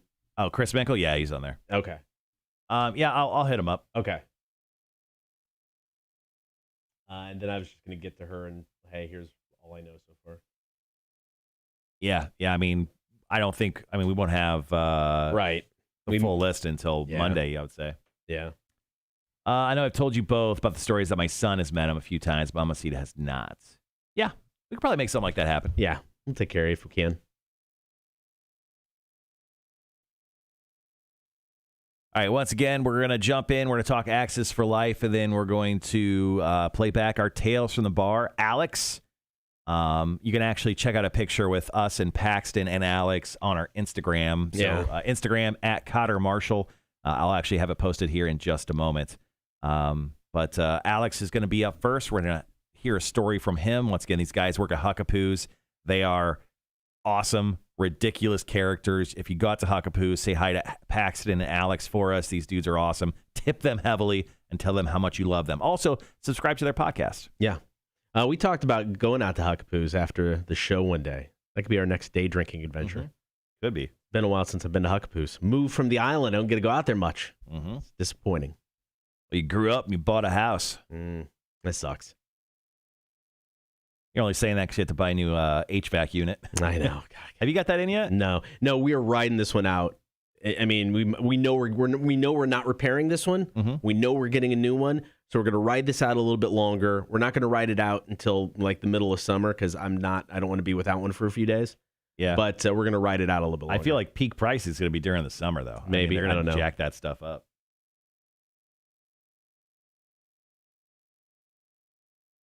Because so far we just don't run it very often, and it's been okay. Open the windows in the house and turn on some fans, and it's like it's way cheaper. Oh, speaking of fans, I have to go to Walmart and Sam's Club after the show today. I got to adult it up. Gross. Wilborn, please don't talk AC units. Oh yeah. Oh, so I was having a meeting with Wilborn yesterday, and his wife calls up, and she's like, "Oh, hey, one of the kids need braces," and Wilborn's like, "Oh, that's cool, I guess." And she's like, yeah, it's going to be $3,600. He's like, what? well, Ward's like, we're not made of money. She's like, no, it's fine. Aaron, you can host some trivia if you want. I mean, yeah, you need a gig, bro? We can hook you up. We can take care of you. I got you. Being an adult sucks now. Homeowner, family, repair bills. Yeah, man. Just to be clear, I don't think I ever really signed up to be an adult. I didn't. Yeah. Like I knew it was eventually going to happen, but I never wanted it. So I think that's kind of BS. I still stand by it, man. I know I'm 45. I don't feel it. And I mean, I feel old sometimes, but I don't feel like I'm an adult. I mean, I know I do adult things occasionally, but it really hasn't sunk in yet. Now, just by the way you act, I would not say you're an adult. Thank you. I appreciate that. Yeah. The nicest thing you've ever said. Be right back.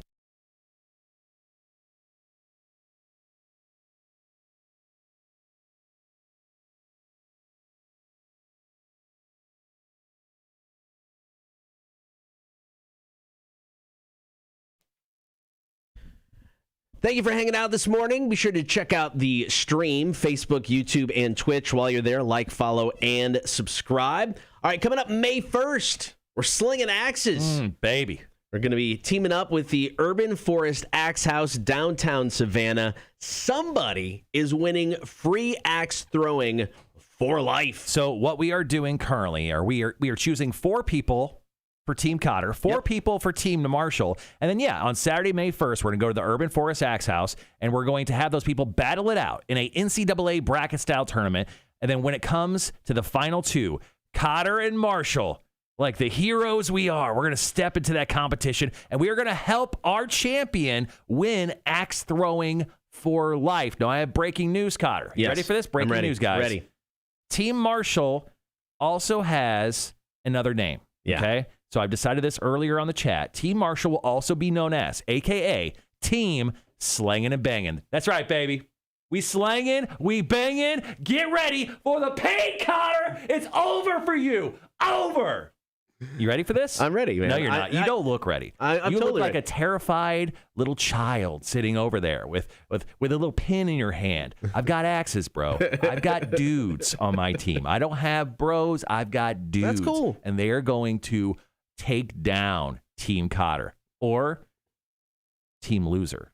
All I'm hearing, Team Loser? All I'm hearing is just insecurity. You have to talk big game because you're not going to be able to back it up. So that's all I'm hearing right now. Or is maybe my confidence is riding high. I'm so scared. I'm just going to talk big because I know I'm not going to deliver when it matters. Oh, I'm so scared. That's all I'm hearing right now. I'm delivering like Karl Malone over here, all right? I'm the mailman. I'm Michael Jordan. Malone never beat him. What? That's what I'm saying. How can you call yourself Michael Jordan? Because Malone You're not the GOAT. Malone never beat Jordan. Yeah, you used to have a beard like a goat, but that's the only thing that's ever been goat-like about you. All right, so you're talking so big. You know what? Torture Tuesday bet me and you on this. Perfect. We throw axes at the loser. No, you already did that in our TV commercial. We don't need to revisit. If you'd like to have a shot to throw axes for life, just hit up the Facebook page right now. Pinned to the top is the post. Comment. Which team do you want to join? Team Cotter, Team Marshall. Let us know why. And we're selecting our 3rd team members tomorrow. Yeah, tomorrow, 3rd team member for Team Slangin' and Bangin'. All right, it is time for Tales from the Bar. Paxton and Alex, they got a podcast from Behind the Barcast podcast. Yeah. And it's basically Tales from the Bar. These guys work out at Huckapoo's Untitled. Did they steal our idea, or did we steal theirs? I think 2 great groups of minds just kind of convened around the same time. Okay. And it was birthed from both of us. Birthed. I love that. Keep going. Tell me more. Well, how about this? We'll let Alex tell us a fantastic story. Ladies and gentlemen, Tales from the Bar, Cotter and Marshall Show, Rock 106.1. I make sure it's on the stream. No, I need to do that. Hold on. For spreaders. Gross. We got a friend named Randall, and I'm using names this time. I'm hoping he's listening. Great friend of mine. Randall used to work in Atlanta and Savannah. Okay. Half and half. So he would commute, and he didn't have a car. It was the most mind-blowing thing. This man could hitch a ride twice a week, to and fro, or get you to pick him up from the bus station or whatever 16 Ubers he took to get here. That's a superpower right there. That is a talent. Yeah. Well, one night he's halfway from Atlanta to Savannah, and I'm out drinking by myself. I'm like, dude, just come out for a little bit. He's like, man, I don't know if I can do it. I had some stuff go down this week, blah, blah, blah. I'm like, dude, just get here. like, talk to me, I'll motivate you. Like, we'll get you a drink. Like, you need a cocktail is all I'm getting from what you're telling me. Yeah. So he pulls up about 2 hours later, and I'm a little deep at this point, and he's like, hey, man, will you, I've never had him do this. He's like, will you come outside and, like, talk to me for a minute before I come in? What? And I'm like, this is going to be good. Let's see where this goes. Okay. This can only be good. Yeah, I'm either going to get a lot of hugs or something really awesome is about to happen. So I go out there, I walk around the corner, and my handsome friend has bubbles all over his face to the point where I'm like struck. I'm like, all right, 10 feet away before we start talking. Like, what happened? Well, up at his restaurant in Atlanta, they got into a food fight in the kitchen. And he decided that he was going to use a dish rack as a shield. And somebody threw a hot baked potato. Oh. And it exploded on the dish rack and melted his face, his arm, everything. One whole side of his body looked like he had boils. Like, it was bad. God. And I'm like, dude, you gotta come in here. I'm like, I'm gonna go get you a shot. You hang out here. I'm gonna bring it out, and we're gonna get you inside. Did you at least ask if he was okay first? No. Or was it just come in and do shots? If he came far enough to get there, he was fine. He's a grown man. He's good. He's okay. He didn't stay in Atlanta. He just drove 4 hours. It couldn't have been that bad. True Fred. So he, yeah, it's true Fred. I'm great. Yeah, we're still friends. Maybe not after this. But so he comes in, sits down, we're hanging out for a little while, and the next thing you know, he's over at the other end of the bar talking to his friends. I made some new friends, a couple cute girls, a couple guys, whatever. And they're like, what are you doing here alone? I'm like, well, I came here with my buddy. It turns out he's got a terrible staph infection. He's down there at the end of the bar. I can't believe he came out tonight. Like, I don't understand why anybody would do such a thing. Randar. One of these girls, she must have been like nursing school and also becoming a cop because she was not happy to hear any of this information. So she, ponies up, gets out of her chair and goes waltzing the other end of the bar and just nails him, calling him out, yelling at him, staph infection, this. Basically, like, kicked the barman out of the bar as a leper. I had to run over and I had to come over and maintain the situation. I was like, I'm so sorry. You'll never guess what his story is. He got hit with a potato in a food fight, right? You believe it? It came so quick. I wasn't, like, planning to do this. But they're like, what are you doing alone? I just looked down at him like, oh, this is going to be too easy. You're the one that coaxed him into coming out at all. Yeah. Or whatever. Well, he got the shot. I got him a shot. I did my due diligence. You got his free So do you booze? think he ended up getting staph infection after that? I cursed him with the staph infection. That is He's still horrific. getting over it. I mean, he was like the elephant man.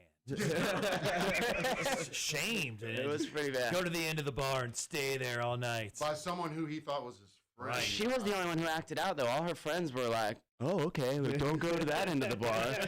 Let's stay down here. I'm like, oh, so no one knows what staph infection is. Super spreader. So something tells me when your friends are going through the list of people to call, you're not first. I am. That's why I deserve the right here. Wow. If we called him on the phone right now, he'd be like, you know what, if I got in trouble tonight, like I'm calling Alex. what But when he doing- picks me up, he's going to make me feel like really bad about what happened and laugh at me a What he's lot. doing is ensuring that he goes further and further down that road. Each time we call him, he's I like, don't get asked to help people move a lot. That's what I'm saying. All you gotta do is ding a couple walls on the way out, get rid of their security deposit, and they'll never ask you again. Dude, that's actually a skill. I wish I knew that one. I can show you how to leave parties early, too. All right, Paxton and Alex, host Cheers. of From Behind the Barcast podcast. Once again, how can people listen to the podcast? Great stories like this. We are on Anchor FM, Spotify. We are on Apple. We shoot Google. videos on YouTube. We put them out every Tuesday and Thursday. anywhere you get your podcast, you can listen to us at From Behind the Barcast. And then our Instagram is at From Behind the Barcast. We put out short videos of our dumb little interactions with our customers and everything like that. Oh, that's awesome. And then on YouTube, just search From Behind the Barcast, and you can see our videos every Thursday. Awesome. Great stuff, guys. Thank you so much. Oh, thank you guys. Rock 106.1 traffic from the Safe Touch Security Traffic Center starts.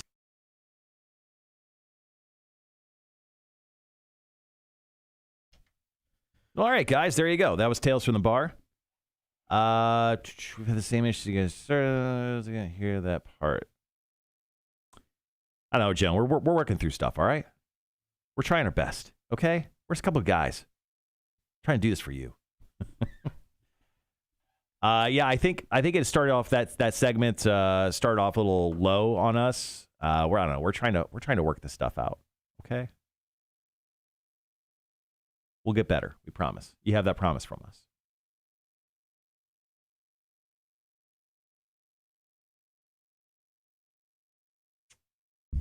I think it has to do with when we run stuff through the board. I think that's what it is. Because if she said music and everything else is fine, because typically we don't run the music through the board. Yeah, she says, you guys in the music are good. Everything else sucks, which hurts my feelings, just so you know, Joan. I don't know what everything else means. She goes, our levels on the stream look good at the, or so.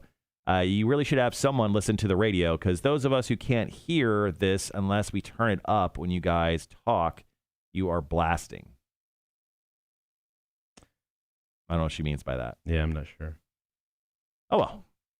Moving on. Thanks once again to Paxton and Alex from Behind the Barcast. They're awesome dudes, and we'll definitely have them back in studio once again. If you want to see what they look like, and of course, get their Insta handle, I'm actually posting it up at the Cotter and Marshall Show Instagram page, or the Rock 1061 and the Rock 1061 Instagram page. I'm going to experiment with something real quick, guys. I'm going to kill our mics. We'll be right back.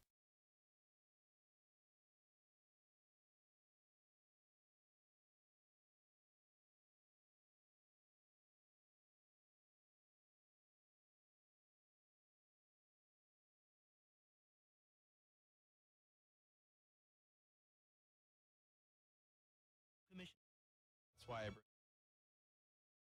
professionals into International Diamond Center. And it's about a company that cares as much about the community as the bottom line. They just continue.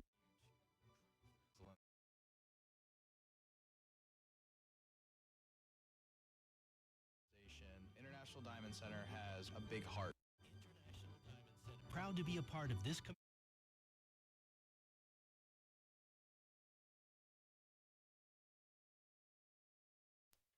All right, guys, back on the stream. Juana says, I can see how it sounds on Alexa, or go to the car next time. Yeah. I think the Alexa thing, I like I said, I think what it is the board's different. It's not a typical setup. I know I keep saying that. So when we typically don't run a lot of things through the board. It runs through the computer. When we talk on the air, it's going through the board. But then when we switch to a song, we take it out of the board. So there could be something there that when we play something through the board for a longer period of time, it may sound a little different, but I don't know. Haven't had that issue, or somebody hasn't brought up that issue. That was an issue we had in the very, very beginning. And I just haven't had anybody bring that up in a while. Charles goes, ease up on K&M. It's not like they're engineers. That is the best point you've made ever, Charles. Now, we'll bring it up to Tim. We're not going to claim that as a studio issue. So just so you know, we are still on day 2 of no studio issues. Once again, if we hit 30 days, we're buying Tim a cake. Yep. That's only in the case of 30 days. In a row. That is ongoing. Just so you know, that is a forever thing on the show, but it can only happen once. Yes. So I'm not buying multiple cakes for Tim. Wanda goes, yeah, blame Tim. Just blame it on Tim. Well, first and foremost, we will blame that on Tim, but we're not calling that a current studio issue. Because the thing is, you could hear it through the stream. It was there. So technically it worked. No, you can hear it everywhere. I don't know. I don't like that there's the volume level issue. That's what I'm not a fan of.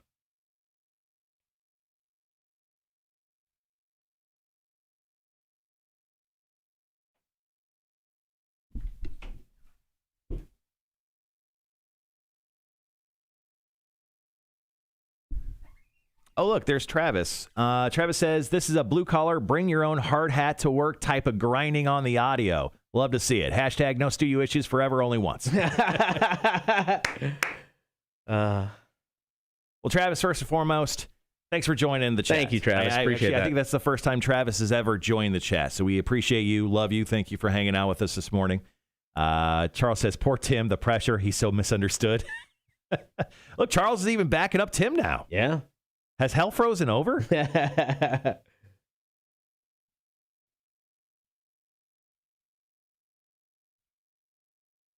Either way, don't worry, guys. We're a work in progress. We're how old is our show now? I've lost track. Let's look. We're not even. We're almost 2 months.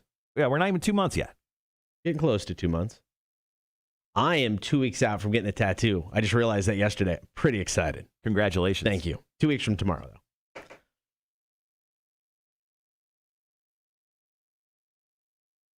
We're only 7.5 weeks old. Do you expect your 7.5-week-year-old child to do something right the first time? You guys are asking a lot from us. Wanda would like to know, are you getting a tattoo on your ass? No, I am not. Only thing I noticed, guys, is that I had to turn it all the way up in my car and still couldn't hear it very well. Then switched over to the radio and it was normal. So are you saying you were watching us on the stream and you couldn't hear the stream audio very well, Jeremy? And then overall the radio is normal? So that's the case, and that's just like probably a stream volume adjustment, which we can test off the air. Yes, stream. Okay, cool. Okay. All right, we'll work on that. Okay. We'll get with Tim and we'll see that going on. Do you remember what part of the show that was that you had to that you switched it over? I think he's talking about just in specifically general Tales from the Bar. Tales from the Bar. Okay. Yeah, Jeremy, if you confirm that's strictly Tales from the Bar, that segment we just played. Is that correct, or is that okay? Because I mean, I'm looking at the stream audio right now, and no one said anything for the last couple of days. So Yeah. I think our stream audio is fine. I think it was just the Tales from the Bar call. Okay. Nope. Not us. Not us. Lights not flashing. I didn't fall for it. Oh, is that we're getting a call in for Hot 98.3. Hot 98.3 is going to call. All right, guys, we're into the 8 o'clock hour. So here's, Jeremy goes just from Tales from the Bar. Okay, cool. So Thank you, man. Appreciate it's just that. the audio there. Okay, I get it. Thanks, gang. We're a family. We go through things as a family. Travis, Joan, we love you fucking guys. We love you. Well, it's funny. It's like I try to, the people who don't stream the show, I try to describe what it is.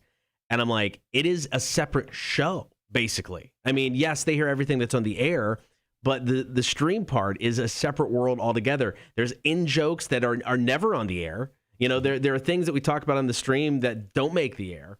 I mean, it's like two different it's like two different things going on at the same time, and it's just awesome. It's awesome. I wish everybody could be part of the stream. I just think it's a lot of fun.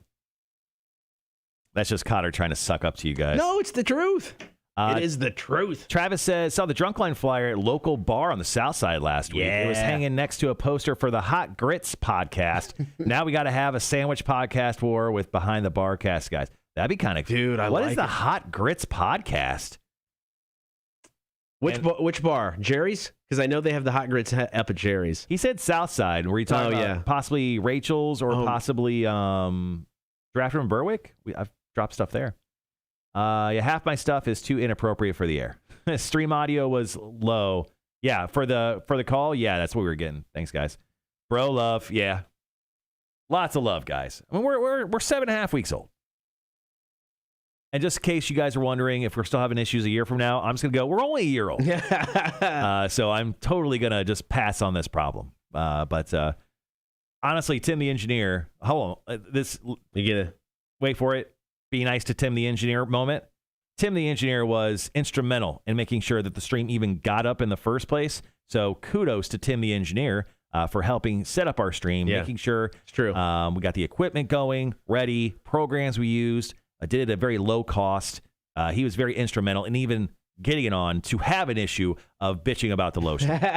So kudos. That was my be nice to Tim the engineer moment, and I promise that will be the only time this week. I turn my FM radio down and just let the phone stream play while I'm driving to work, and then I stream this while at the office. Nice. Yeah. What a responsible thing for you to do. You mean you don't watch videos while driving? Gee, what issues could come from that?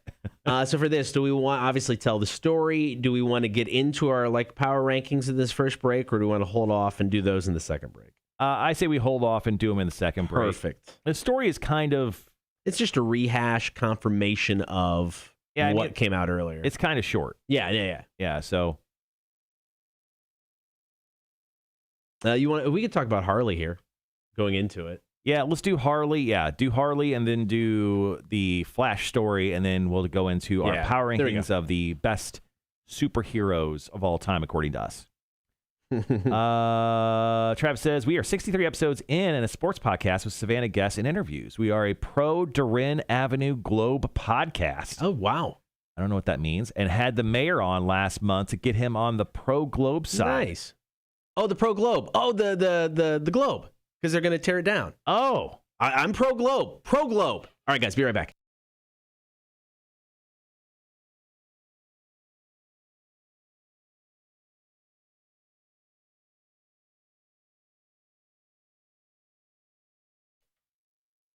Good morning. Thank you for hanging out on air and on the stream. You can get the stream Facebook, YouTube, and Twitch. All right, so we're this Saturday, we're going to be hanging out at Savannah Harley-Davidson. It is the King of the Hog barbecue competition. Marshall, you and I judging other people's meat. Cotter, we have hit the level of Savannah fame where we get to judge things now. And guys, I may cry. I'm so excited. I may actually just cry from the smoke hitting my eyes on Saturday, just in case you see me crying on Saturday. It's definitely smoke related, not for the fact that, once again, we've hit the level of celebrity in Savannah. We are now asked to judge meat competitions. So you can come on out to Savannah Harley-Davidson. There is a basically, your chance to sample a bunch of different barbecue. You can vote on your favorite. There's going to be live music going on. Mm-hmm. And if you are a barbecuer yourself and like to enter the competition. Yeah, if you're a butt enthusiast.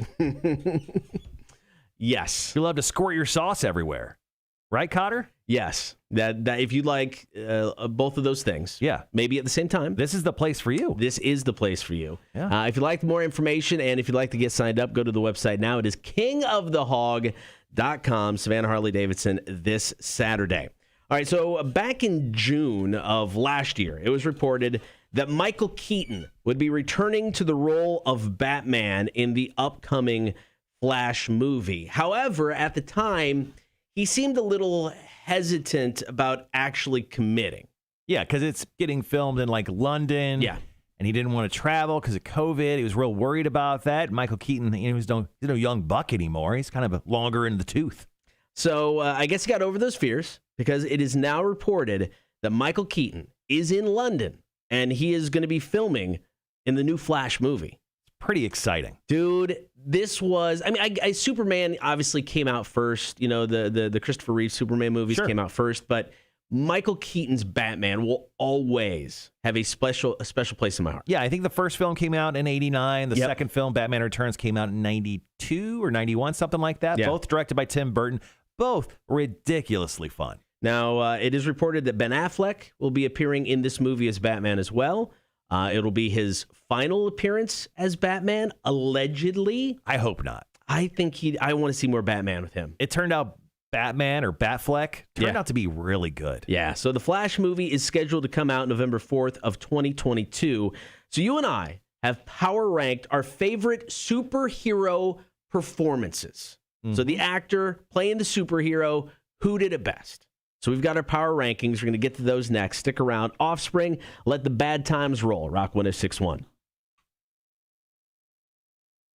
Travis, DM us, man. I want to hear more about the podcast. Like, shoot us some links, and then maybe there's something we can do in the future. I'm pretty sure. Do you guys have something hanging at Jerry's? That's why I asked, because the Hot Grits podcast, that name sounds familiar.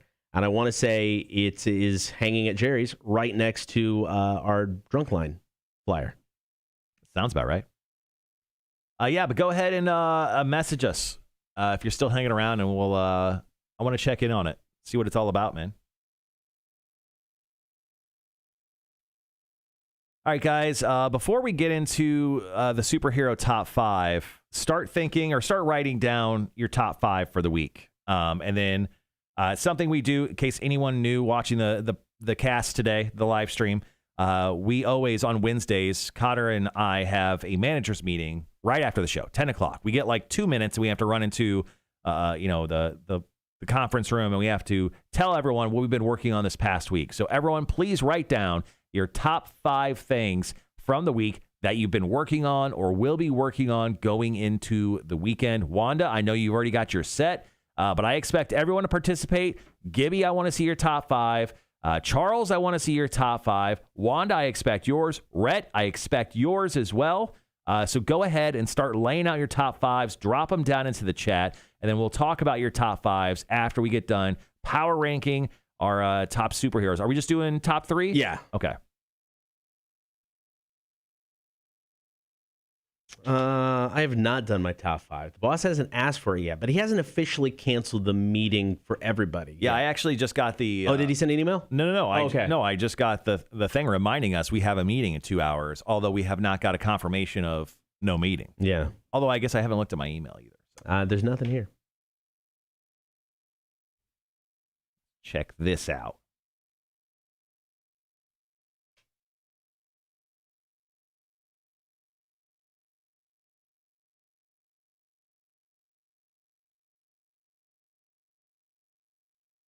Okay. Rhett just messaged top 5, and there was nothing afterwards. Solid top 5. Maybe he's coming up with the goodness here. No, I just thought it's like I ain't doing crap today. Hopefully that's what he's doing. And I'm okay with it. Anyway, guys, thanks again for hanging out. Drop in your top 5 that you've been working on or will be working on this week. Oh, here's Wanda's. Okay, we'll talk about that after the break. Yeah. All right, got about 30 seconds. You want to go first? You start? Yeah, sure. Okay. Yeah, sure. Yes, sir. What'd I say? I don't know.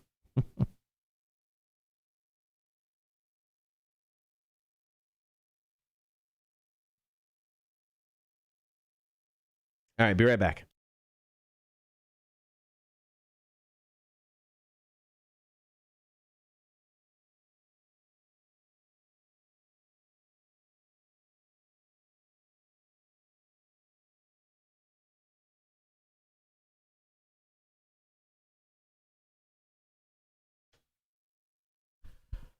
Good morning, everybody. Thank you for hanging out. Cotter and Marshall Show. Of course, you can listen to the show on your in-home smart speaker. You can download the Rock 1061 app for free. You can also get us at rock1061.com. So it is confirmed Michael Keaton is returning to the role of Batman in the upcoming Flash movie. He's in London. They are filming now. It's set to come out November 4th, 2022.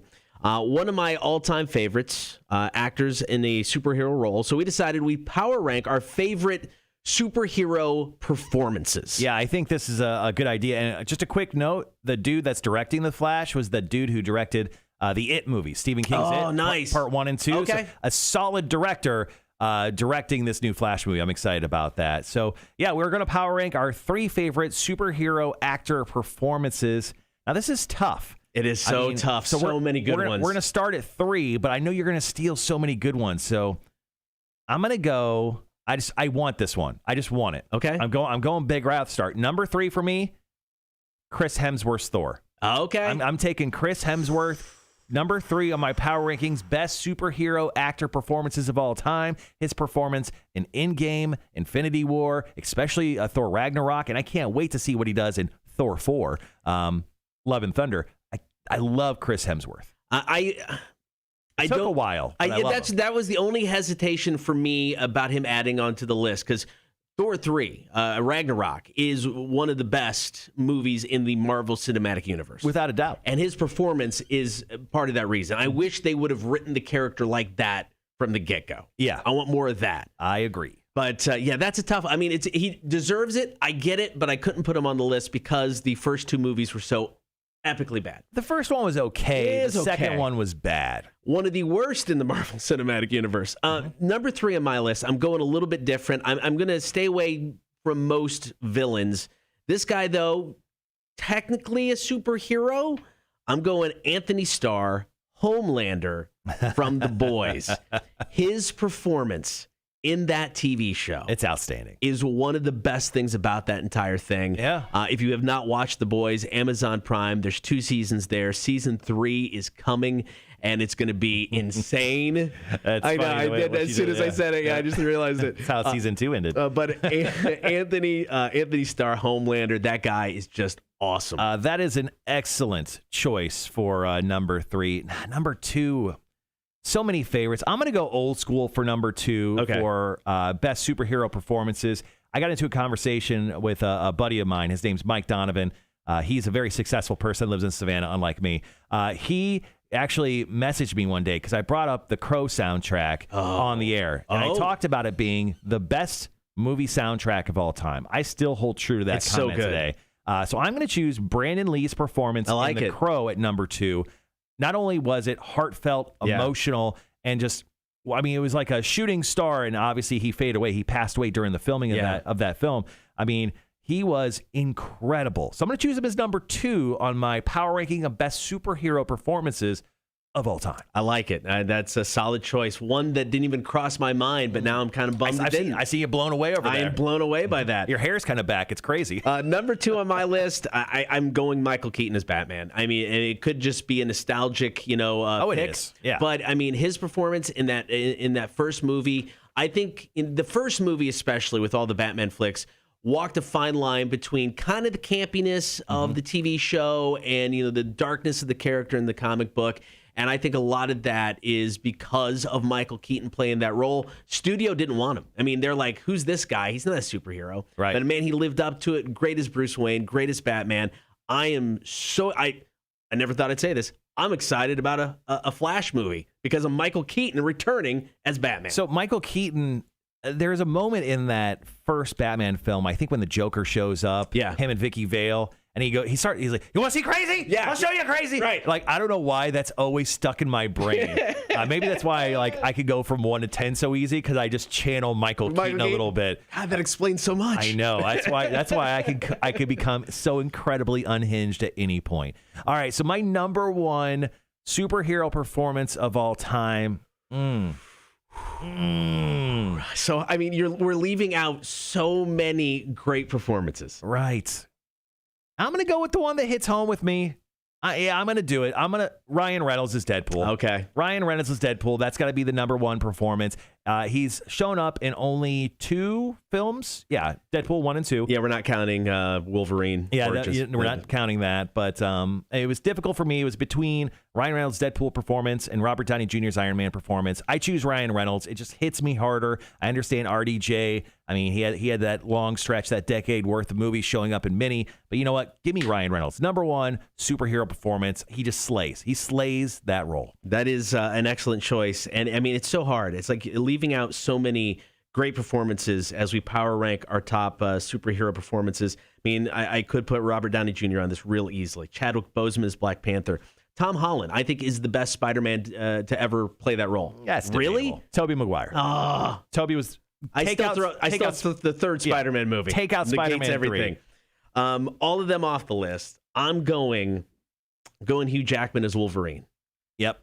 Dude, and he's played that character so many different times, so many different ways, and him in Logan, doing that whole old man Logan thing. Logan capped it for it. That made him probably the GOAT. That performance, I think he deserved an Oscar nomination for it. Mm-hmm. I really do. I mean, you really felt it, and I mean, it was just a top-notch performance, a top-notch movie, and then when he just needed to be shredded and kick ass, he could be shredded and kick ass. He does it well. He does it all. All right, there you go. Our power rankings of our top 3 favorite superhero performances. If you agree or disagree, let us know. Comment, send us a text, 800-394-1061. It's the Cotter and Marshall Show, Rock 1061. I love how Greg said, The Crow has the best movie soundtrack? Sir, you forgot The Little Mermaid. I guess I did. Maybe I did it on purpose. All right, let's go over top 5s, guys. Rhett, I still need to see your top 5. Charles, if you're in the truck or out of the truck or just listening, I expect to see your top 5 today, too. But let's go over them. Once again, for anyone new who may be watching the stream, we go over top 5s every Wednesday right around this time. So we have a meeting at 10 o'clock after the show where we have to tell our boss what we've been working on or what we plan on working on, essentially our top 5 things that people should know about that we're doing to let everyone in the room and in the company know what we're working on. So that's what we ask you guys. So let's go over Wanda's first. Wanda's number 1, go see Mortal Kombat. That's a great one. Number 2, teach my 4-year-old Alexa has a variety of fart sounds. She discovered some yesterday. I did not know that. That's awesome. Number 3, put my exercise stuff together and use it. That is very important. Very important. Oh, do you seem skeptical of that? No, I was thinking of my own self doing that. I'd be like, nah, that ain't going to happen. I actually put together my stuff. I'm actually using it. Good for me. High five me. Number 4, inappropriately touch my husband and watch him become uncomfortable.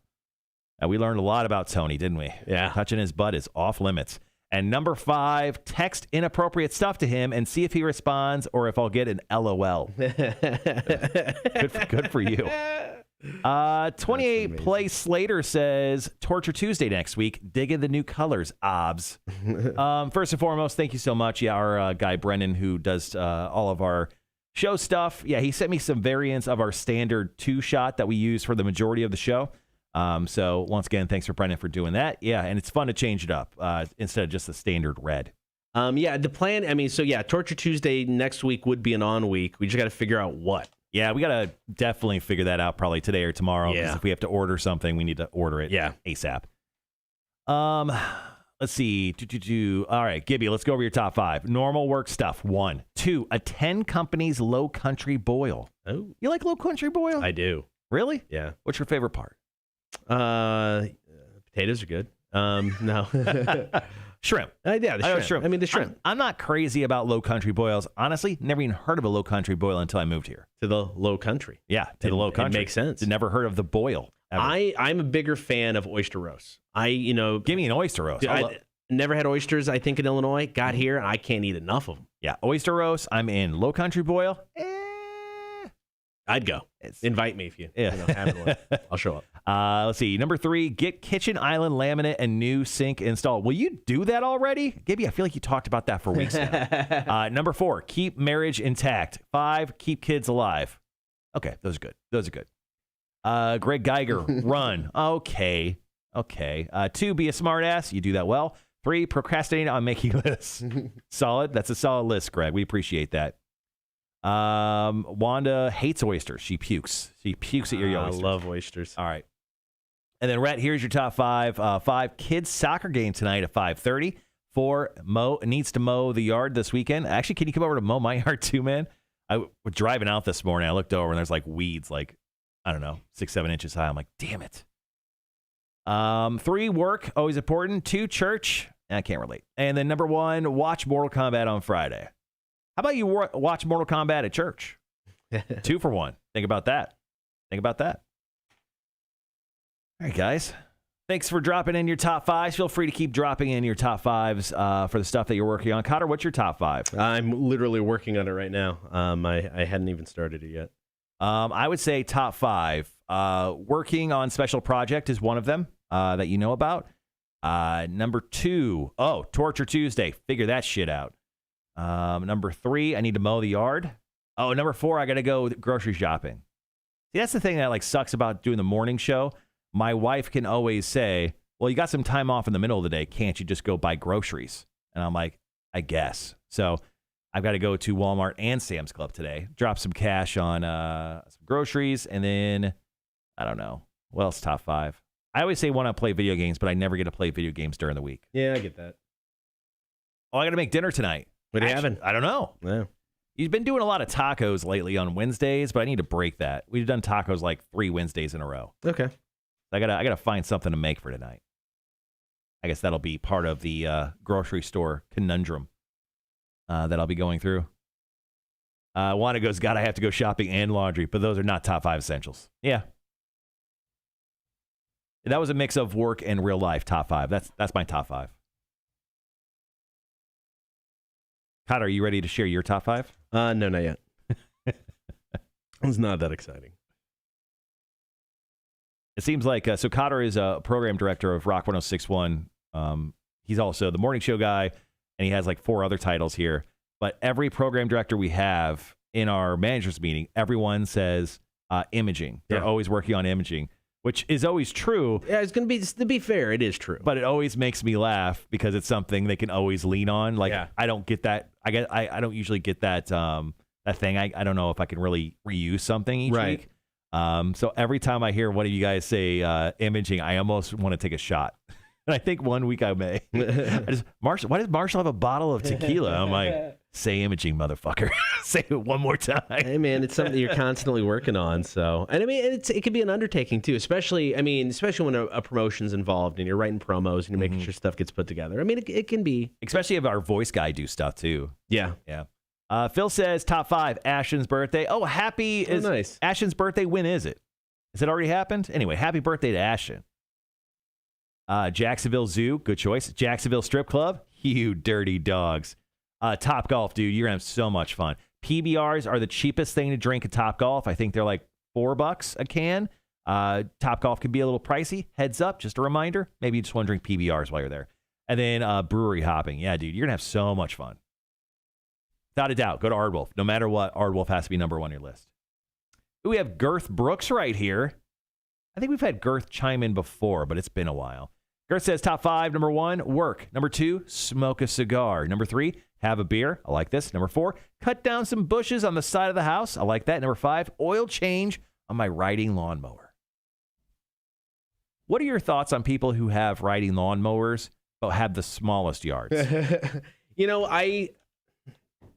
That's a good question. Maybe they had a bigger yard previously and they wanted to keep the riding mower. I don't get it. Like my friend Bob, actually, who was on the chat earlier today, but like my neighbors, like I'll take walks with my wife through my neighborhood, and I have neighbors who are mowing their yard on a riding lawnmower, and their yard is smaller than mine, and it takes me with a push 30 minutes. Right. Like what? Just a power move. Yeah. Wanda, they're overcompensating. They're doing something. It's like, I don't need this, but I can afford it. Gibby goes, I need a riding lawnmower. I'll steal you one. I know a bunch of people who have one. Rhett goes, speaking of PBR, what would you rank a PBR on the beer scale of supremacy? 5. Yeah, 5 out of 5. We've done it before. It's a classic. I think Marshall's given 2 5s. Yeah. Guinness. Yeah. And the PBR. Yeah. I think those are the 2. I mean, the forefathers of beer, in my eyes, are probably those 2 beers exactly. But you got to remember too, both of those had situations around. Well, no, I guess PBR we did. No, the Guinness we did at the station, right? Guinness we did at the station. PBR we did at Pinky's. Pinky Masters, when it was supposedly closing on the last day there, we broadcast via a phone our show, the afternoon show at the bar. Yeah. So without a doubt, I mean, I think there's classics, there's forefathers. I mean, essentially the Mount Rushmore of beers, you had to put Guinness and PBR up there. In my eyes. I mean, if you're going Mount Rushmore of, traditional is not necessarily the word I'm looking for, but I'm going to use it anyway. Traditional beers, then yes. I mean, if you're going Mount Rushmore of just my favorite or all time, I couldn't put, them up there. I don't think you could do an actual Mount Rushmore of craft 20 beers. seconds. Because it's just too many. There's too many. Stupid. All right, guys, I'm going to talk Steph Curry. Be right back.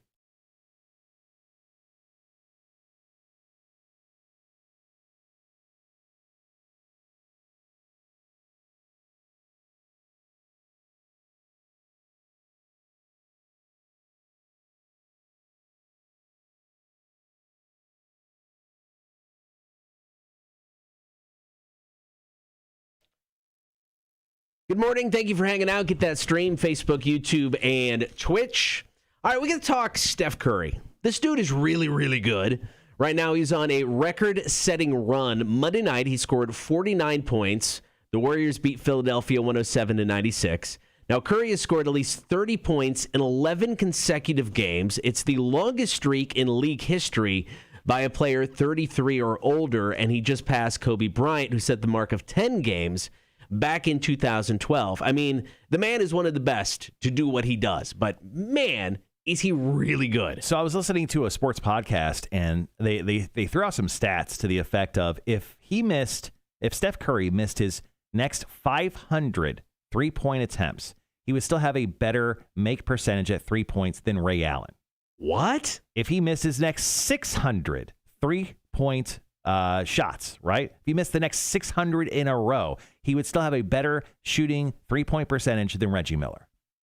And Reggie Miller was like the original 3-point guy. Exactly. Holy crap. That is the greatness of Steph Curry. Steph Curry is a guaranteed NBA Hall of Famer. Oh, yeah. And at 33 years old, he's won 3 championships. You can say they were super teams. You can say they weren't super teams. Whatever. But either way, this dude is right now currently he's sports greatness right now personified. If you aren't kind of keeping your eye or looking for headlines of Steph Curry's name right now, you're doing it wrong, especially if you're a sports fan. He's leading the NBA in scoring at 31.4 points per game, which is a career high. His streak of 30-point games is the longest by a Warrior player since Wilt Chamberlain in 1964. He has made 72 3-pointers in the last 10 games most ever in a 10-game stretch. He has the most insane-looking shot, too, and every single time. I mean, it doesn't even hit the rim. It just hits all net. It's insane. The guy he's a torpedo. Yeah. I mean, the ball, as soon as it goes up, it's guaranteed to go in. It's insane. I mean, it's kind of weird to think that the record for most consecutive games with at least 30 points is 11. I mean, I know 30 points is a lot. How long does he go? I mean, he's got a game tonight. You know, he didn't have one last night. Does this streak continue? The way he's playing, yeah, man. I mean, how can you say it wouldn't? All right, coming up next, we are going to play Are You Smarter Than a Community College Dropout? It is brought to you by Rotten Little Bastard Distillery. Your chance to call in and play coming up next. Aaron Jones, Take Me Away. Cotter and Marshall Show, Rock 106.1. Gibby wants to know, do you think Steph Curry sold his soul? No, he'd sell it for a better team, I think. He's really good. His team's not. Everyone around him kind of sucks right now. Greg would like to know if Cotter is still working on his list. I'm done. Would you like to share your list? Let me tape down the button first. Okay, first and foremost. Which should have been number one on my list. Yes. We should make that number one on your list for sure. Just add it to the list. Do 6 today. I got 6. Thing number 1 on Cotter's list. Tape down the button daily before we take calls. All right, my list. 20th anniversary weekend scheduling. I love doing this, but it is way time-consuming. More time-consuming than expected. You bring up imaging. Going to start writing some stuff for the Bonnaroo promotion. I got to switch up some stuff on the Rewind website. We have like 2 sections that list like air talent, and I always forget that we have 2, and I didn't move somebody over to 1, so I got to do that. Gotcha. I've been waiting. So we're getting new websites allegedly, and I've been waiting until then to upload our audio for the podcast stuff. Yeah. Screw it. I'm going to start uploading it. I'm tired of waiting. So okay. I'm going to start uploading it so it's there. So we'll have eventually stuff you miss on the show. You'll be able to go to the website, or you'll be able to download it from like Apple Podcasts and stuff like that. So you'll be able to get bits and features that way. Oh, cool. So I'm going to start working on that. Number 5 is just sleep. I'm tired. Yes, he is tired today. Sean says, I bought a riding lawnmower when I bought my house. It's a 1996 or 97 Toro wheel horse. My front yard I could push mow, but my backyard has a large hill, so the rider is a must. Push mowed it once when the rider steering crapped out, never again. All right. Yeah, I get that. Sounds like you have a big enough yard for it. Like me, it would just be a pain in the ass to try to mow my backyard on a riding mower. I mean, it's a decent-sized backyard, but not big enough for a riding mower. Yeah. I mean, my backyard, I have a pool in my backyard, so it's my backyard takes 15 minutes. Yeah. It takes 30 to 40 minutes to do my front yard. Add in edging and all that nonsense. All right. Let's see. So Steph Curry, we just knocked out.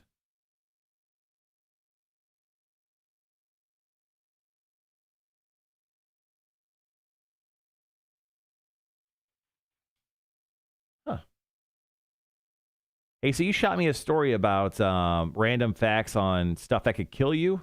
I did? This morning? Oh, I must have sent the wrong thing then.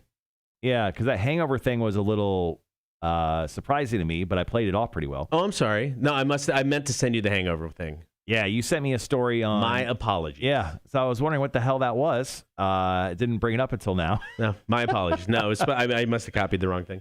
Okay. All right, be right back.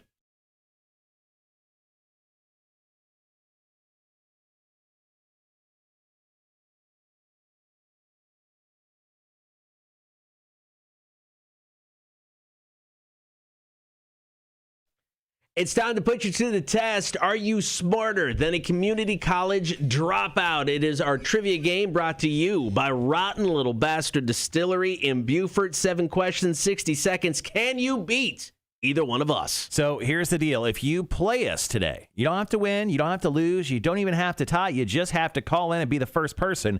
We'll hook you up with not only tickets to go check out Extreme Monster Truck Spring Nationals happening next Saturday, May 1st, but we'll also hook you up with a live stream pass to check out Korn as they perform live this coming Saturday for a performance entitled Monolith. So that should be interesting, but you'll get both those things just for calling us right now. The phone number to play us is 1-800-394-1061. 7 questions, 60 seconds. Who is up to the task? Now, remember, if you challenge Marshall, I still have 420 trivia. So you're still getting that. I'm going to hold on to this until somebody challenges Marshall. Are you smarter than a community college dropout? It is brought to you by Rotten Little Bastard Distillery. Call now, 800-394-1061.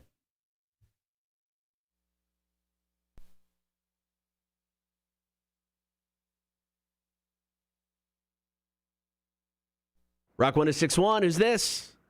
This is Scott. Scott, you want to play some trivia, man? Yes, sir. All right, first question. Who do you want to take on, myself or Marshall? Marshall. All right, very good. Got a round of 420 trivia. Let me get everything ready. It's still pop culture, just kind of 420 themed. You will have 1 minute, 7 questions, 60 seconds. If there is a question you want to pass, feel free to do so. And if we got time, we'll come back to it. With that said, are you ready? I'm ready. All right, here we go. Question number 1. Your time will start as soon as I finish. Question 1 is multiple choice. On the TV show How I Met Your Mother, the characters sometimes smoked weed, though they never showed it. What did they have the characters do instead? Eat a sandwich, smile and nod, or play bingo? Smile and nod? Incorrect.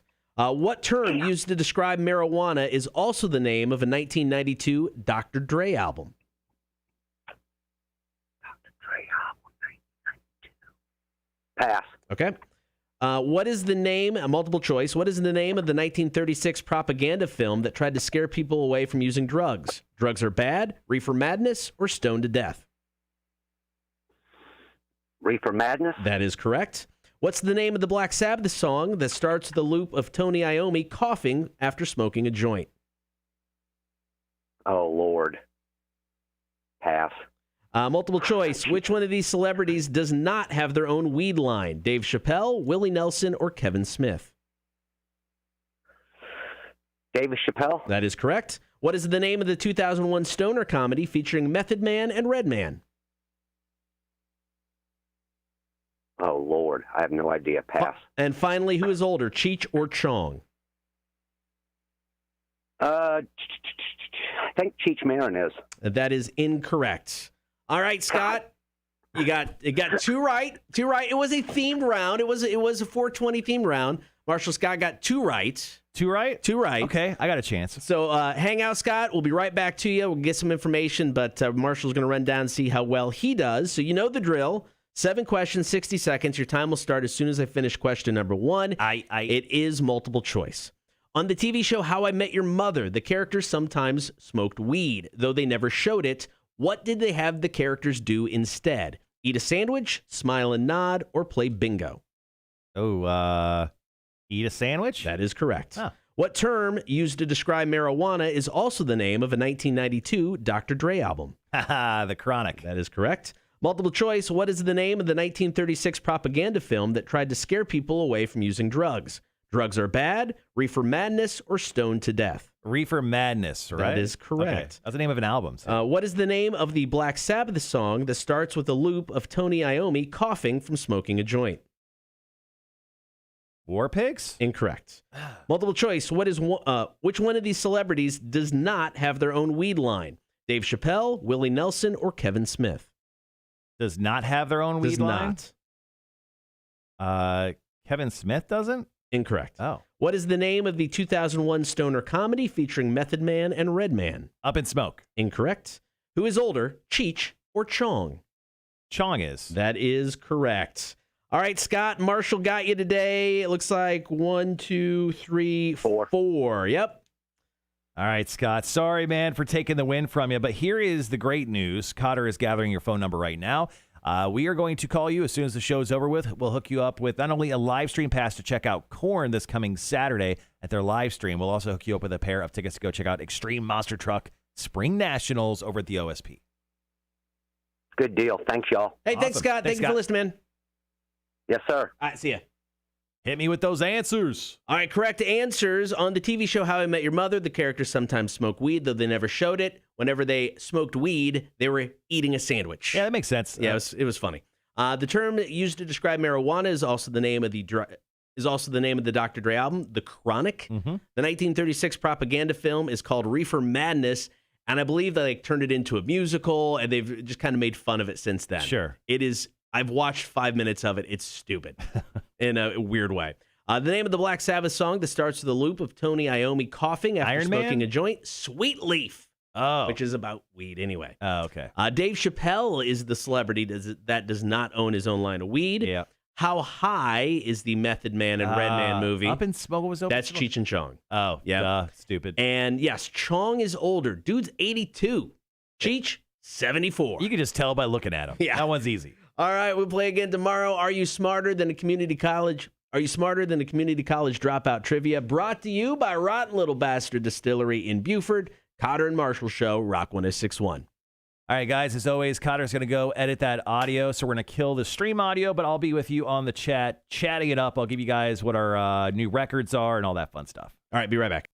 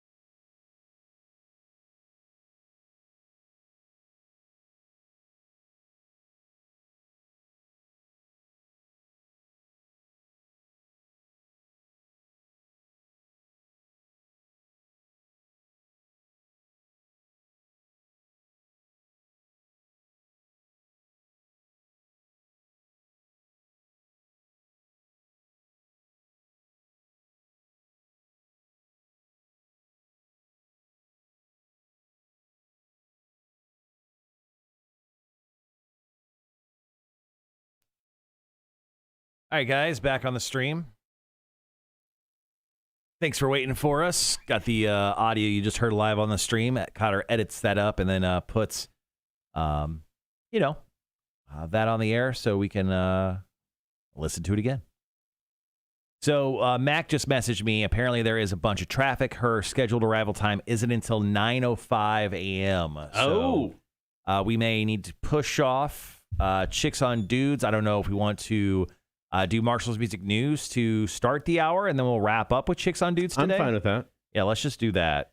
Side note, my computer has decided to restart. So hopefully, and I don't print my notes anymore, so hopefully it's ready by 9 o'clock.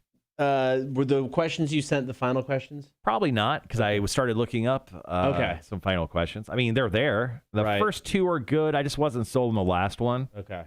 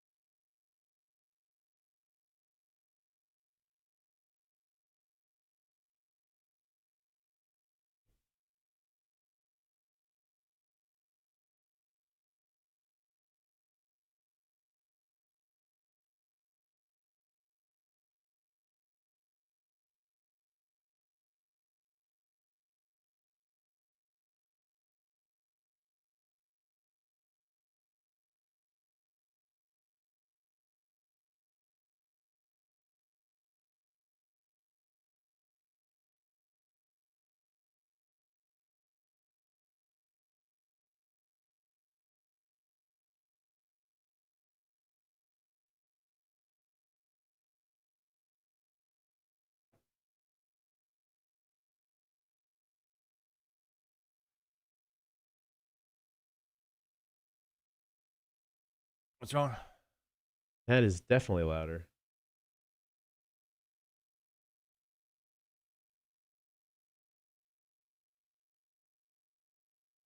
Yeah, that is.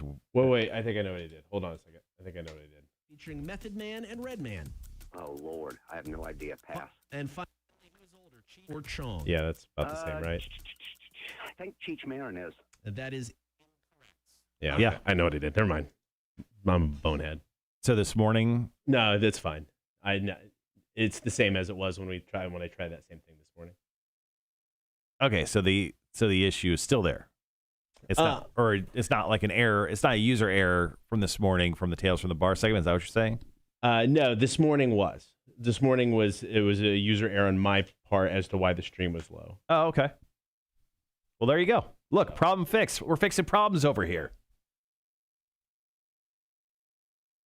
All right, so I still have this resetting. Cotter, I'm going to throw you on single cam. Okay. I'll have you kind of hang out with everyone. I'm going to go use the restroom and then go print out my music news just so I have it, just in case my computer's not done. Sure. Okay, guys, thanks for hanging out today, man. Once again, show goes by so quick. I'm worn out. I'm gonna send this top 5. My plan is to hopefully get out of here by 10 o'clock. We'll see if that actually happens or not. Fingers crossed. But thank you guys for being part of the show as always. We definitely appreciate it. Let's see who needs Tim. If I can fix you. I know, right? Well, I shouldn't say it was a problem because of me. So it was louder, so I brought it down a little bit, which brought it down overall. It's weird. I know. See Jacksonville.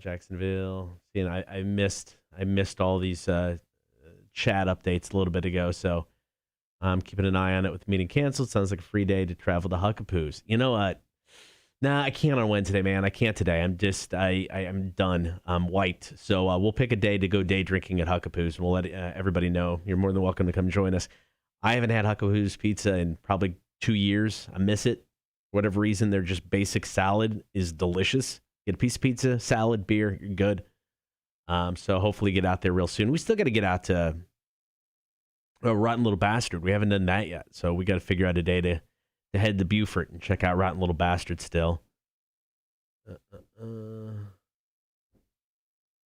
See. Yeah, all right, cool. If you guys haven't done so already, please give us the like, follow, subscribe, all that basic stuff. We've got Matt coming in, running a little bit late, so we may flip some stuff around, but we'll Definitely get to Mac and Chicks on Dudes. Might end the show with that, but we'll get to Marshall's Music News at the top of the 9 o'clock hour to fill some time as she is traveling in from her place of residence. Yeah, 2 weeks from tomorrow, I'm back in the tattoo shop. Honor and Grace, Kelly Borders, used to work down at the Butcher on Bay Street in Savannah. Does great work. She did my entire cover-up on my right arm, so now going in to get some new stuff done on my left leg. And I'm excited about it. I've talked about it before. Tall Hat People, one of the artists from my favorite gallery downtown. A.T. Huns, if you haven't been there, check them out. So I'm going to get some of that stuff done in 2 weeks. I know, man. Charles used to live out on Wilmington, and it was 10 minutes from my house, maybe, on a good day. So, I used to be able to go out to Huckapoo's and just Tybee whenever. Now living out off Ogeechee, off of Berwick, that trip is not as quick. So, yeah, but no, I spent many a day, evening at Huckapoo's. When I first got here, man, I spent so much time at the Rock House on Tybee. They did a lot with the radio station, so we did a lot there. And it was like a home away from home for about 2 to 3 years. It was so much fun. We just did a bunch of stupid stuff. We roasted Billy Marshall for her, I believe, her 30th birthday. That was so much fun. Got out there and just got to make fun in good ways and good jest of Billy. It was a lot of fun to do that. Played the Naughty Newlywed game out there. Spent so many days there after the Beach Bum Parade. I miss the Rock House, man. It's been a year since I've been there. I should just swing by for the hell of it. Maybe on the day we go out to Huckapoo's, we'll go have a beer at the Rock House as well. All right, so one more hour to go. We know the drill. Marshall's Music News, Chicks on Dudes. Just going to do some flip-flopping of the order, but we'll get to all of it.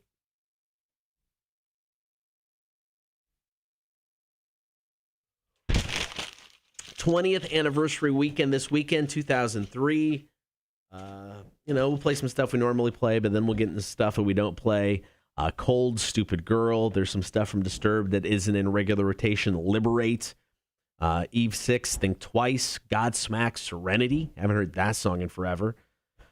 Good Charlotte. We may play the anthem just for the hell of it. Why not?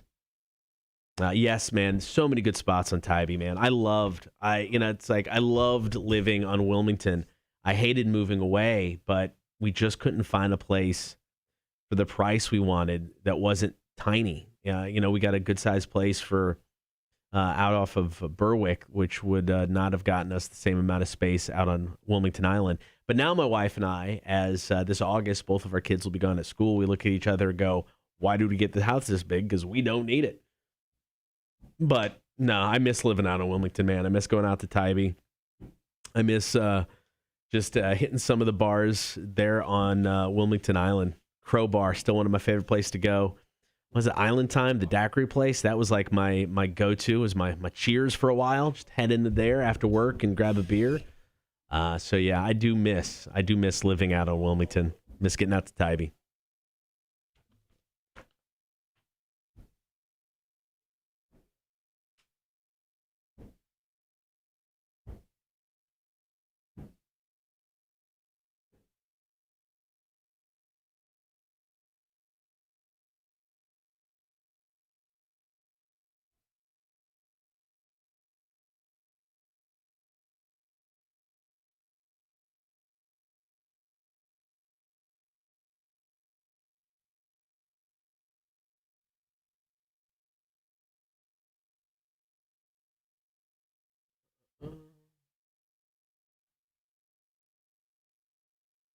All right. This week has already flown by, man. Tomorrow being Thursday.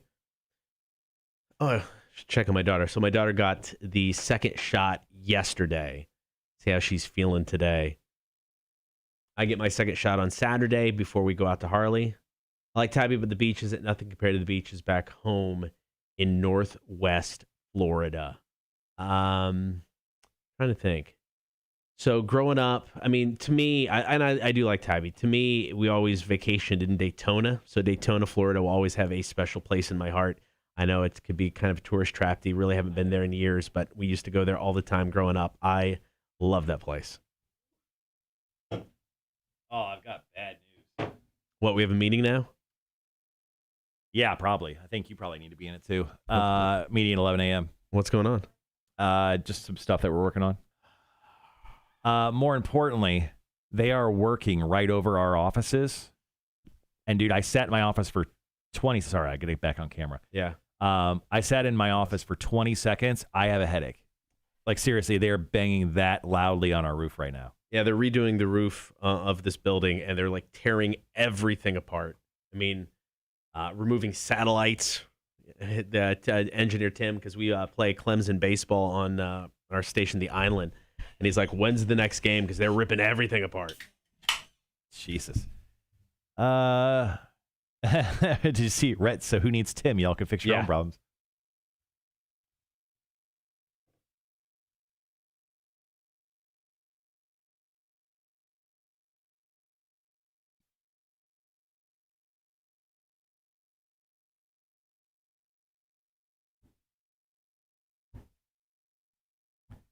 I did switch up the questions. Just the last one, I found a better one. Okay.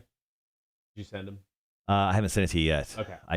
I got it done. I emailed myself. My computer is officially restarted now. So I think what we'll do is we'll go music news today, and then we'll wrap up with Chicks on Dudes.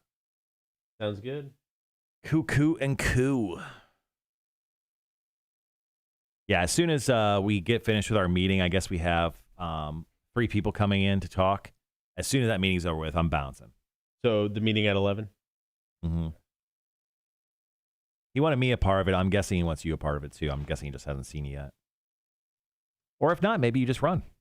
I was going to say, if he doesn't see me. He's not watching the stream right now. He's actually working on stuff. So it's actually a good time to... Now I'll see what he needs. See what he wants. Oh, what a good little worker bee you are. Telling you. Team player. Mm-hmm.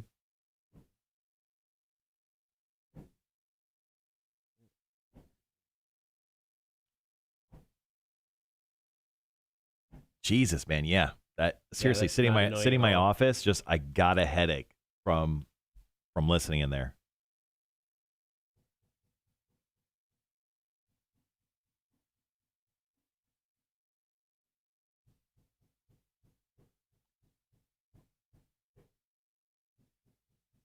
It's like Office Space. Leave before the boss makes his rounds. Yeah. Or maybe I take his computer out into a vacant lot and beat the living shit out of it. Can't tell me to do stuff. You don't have your computer. If this continues, the roof, though, maybe he cancels the 11 o'clock meeting. Maybe. He's going to sit in there and think about it for a while, but he'd have to make that decision pretty quickly. He's going to get annoyed by that really damn quick, though. Yeah.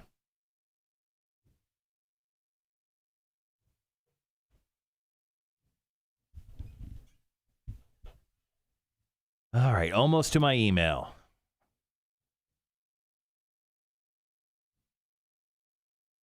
Here we are.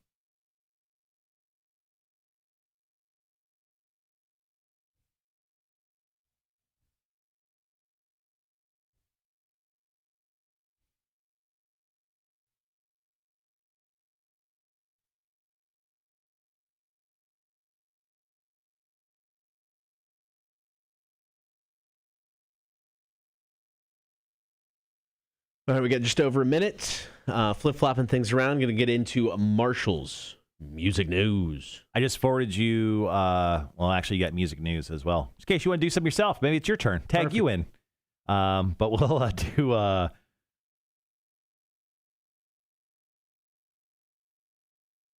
yeah, we'll do, what are we doing? The Incarceration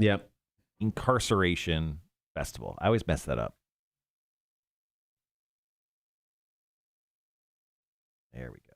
All right, we got about 45 seconds. I'm going to go into some Metallica, stuff. Okay.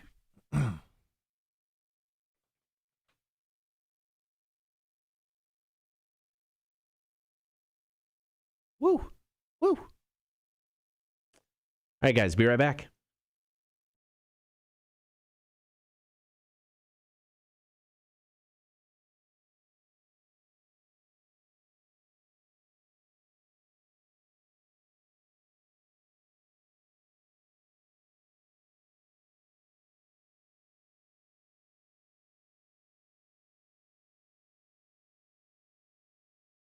Thanks for hanging out, Cotter and Marshall Show. Get that stream, Facebook, YouTube, and Twitch. Be sure to like, follow, and subscribe while you're there. So Mac is stuck in traffic because typically she'd be in studio for Chicks on Dudes. She's going to push that back a bit, flip things around. So let's do this. Story one, Marshall's Music News. So yesterday, the lineups for, let's see, what is it? It's Incarceration and Aftershock came out. So these are some pretty good indicators of what we could probably expect at Welcome to Rockville. Now, we already know that Mudvayne is going to be a part of Welcome to Rockville this year. That's happening the second week of November. But here is the lineup for Incarceration. It's a music and tattoo festival put on by the same people from Welcome to Rockville. Now, this happens in early September. So here's the lineup. Slipknot, Rob Zombie, and Mudvayne. They have 3 days. Those are your three headliners. Also on the card, A Day to Remember, Mastodon, Hailstorm, Chevelle, Killswitch Engage, Beartooth, Motionless in White, Asking Alexandria, Steel Panther, who will be here next week, Fever 333, The Who, which I'm very excited about, and Pop Evil. So though that show is once again in Ohio, so this show is probably just a little taste of what is to come. Now, if you look at Aftershock, that show happens in California. You got 2 nights of Metallica, which is what we were promised at Welcome to Rockville in 2020. You also have pretty much the rest of those bands minus Slipknot. My Chemical Romance was on that show, but they bounced off. They're not doing any shows this year. So I think a hypothetical Metallica, Mudvayne, possibly Slipknot headliner run for Welcome to Rockville is very possible with all the other bands that I mentioned. I mean, those bands are generally, they're like more kind of top tier to kind of lower tier rock bands. Those bands will fill in the 4 days that we'll see. Also, another band that shows up on the Aftershock listing that is not on the Incarceration Music and Tattoo Festival is Limp Bizkit. Limp Bizkit in Florida, they're one and the same. I feel like Limp Bizkit could definitely show up at Welcome to Rockville this year, especially because they have 4 days to fill. They got plenty of time. I would love to see Limp Bizkit. I just think it'd be fun. Love is a different word. Than I would use. I would be very interested in seeing Limp Bizkit. I don't know if I would love to see them. I've never seen them. Bring it on. I think it'd be great, and I would love it. Okay. All right. You're asking for it, maybe. We've got more Marshall's Music News coming up. Here is Metallica. It's Enter Sandman, Cotter and Marshall Show, Rock 106.1.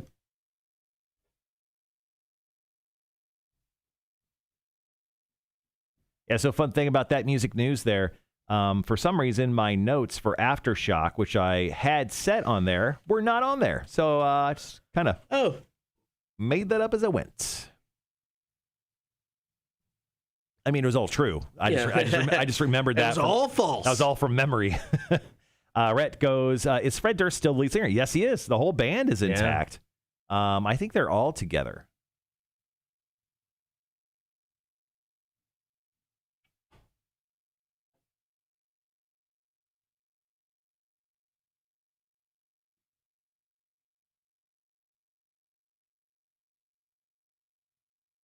All right, so coming up, we got a story about Weezer, and then we will wrap up Marshall's Music News today with a story about Ted Nugent. And then hopefully at that point, Mac is in here, and we will end the show with Chicks on Dudes.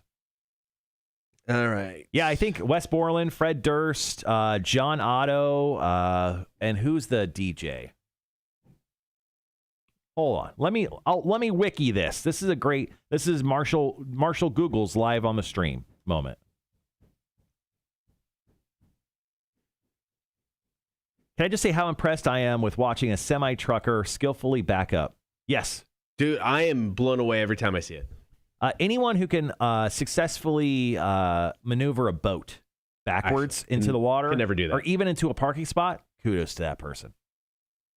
I don't understand the geometry that takes to happen. Yeah, so the original lineup for the most part is still in Limp Bizkit. So Fred Durst, John Otto, Sam Rivers, Wes Borland, and DJ Lethal, all still in the band in the active iteration of this. Nice. Now, just to be clear, DJ Lethal did quit the band, but returned in 2018. And of course, as of November 2018, the band was still recording its 6th album, Stampede of the Disco Elephants. Did that ever come out? I don't know. Nope. That album is still to be determined, to be announced. Stampede of the Disco Elephants is supposedly the next album from Limp Bizkit. Mac now says she'll be here at 9:09. It's currently 9:08. All right. Let's see. Gibby had to refresh the stream. Well, welcome back.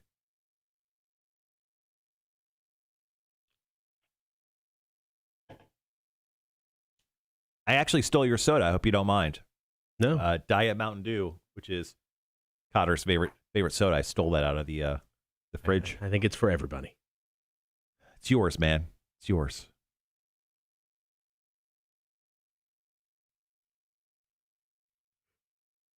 So I created a cock account last night.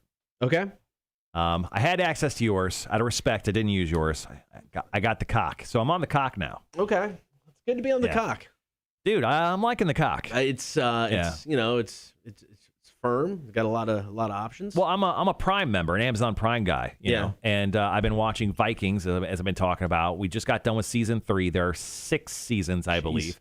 So you can stream them on Hulu or the cock. Right. So I don't want to do Hulu. Hulu's too expensive. Yeah. And I could steal them, but sometimes the quality's really bad and whatever. So I went over to the cock. If you go to the cock way, if you're riding the cock, as they say, you can watch the entire season or the entire series. So kudos to the cock. Mac. Hey, Mac.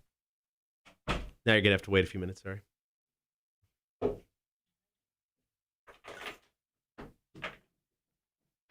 We're going to do 2 more music news stories, and then we'll have you on. Mac came in with giant black aviators. There she is. Put your aviators back on. Let everyone know how. It's very Top Gun-ish. Yeah. You're like you're one hat away from like walking into Coachella or walking out of Coachella. She's like, I have that hat. Yeah, like the wide-brimmed Kentucky Derby kind of hat thing. Yeah. Let's see. My son has guitar picks that Ted Nugent personally handed to him himself. That's awesome. That's cool. Wanda, I love the cock. We know. I think we're talking about a completely different cock. Are we? No, totally were. Gibby says, trivia question. What is a group of peacocks called? Oh. I don't know. We'll be right back. Someone asked me that recently.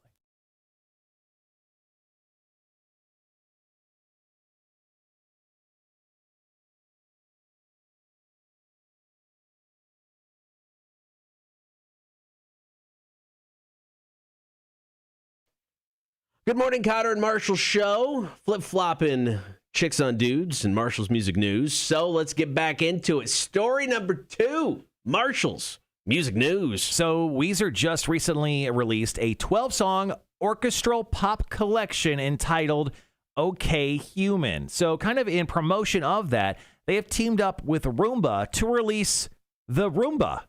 They just added a W in front of it. The W, according to them, is silent. So it's a specialized Roomba robot vacuum, which is from the people from iRobot. So it looks like a regular Roomba, but it's like kind of a reflective kind of color, I guess, finish. So it looks like a CD. Like if you flip the CD upside down, that reflective finish, that's what the top of the Roomba looks like. And it just says Roomba with a W in front of it. Now, they're giving away 5 of these things. If you go to WROOMBA, so Roomba with just a W in front of it, .com, you can sign up to win one of 5 specialized Weezer Roombas. They quoted as saying, that's right, Weezer are inviting listeners to enter to win their own robot vacuuming house companion in a contest where 5 people will win. They said, are you longing for a new friend? In a new tweet, perhaps a robot one that cleans up after you. We got you covered. Introducing the Roomba. Yes, the W is silence. Once again, you can enter to win this Roomba at WROOMBA.com. Don't you worry. You know I entered that contest. And if we win this Roomba, just so you know, it will forever live behind Cotter on our shelf of amazing gimmicky, worthless items that we keep up behind him at all times. But very cool thing that Weezer is doing to promote. Very different. Yeah. And you can win some free stuff. So go to that website and check it out. All right, one more story to go with Marshall's music news. Then we'll get the chicks on dudes. Cotter and Marshall, Rock 106.1.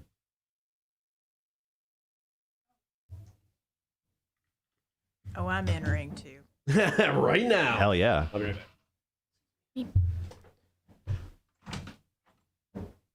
Hey, Mac, if you're going to be late, bring donuts. Says You know Katie. what? I wanted to go buy Dunkin' Donuts. Mom said I'm not centered.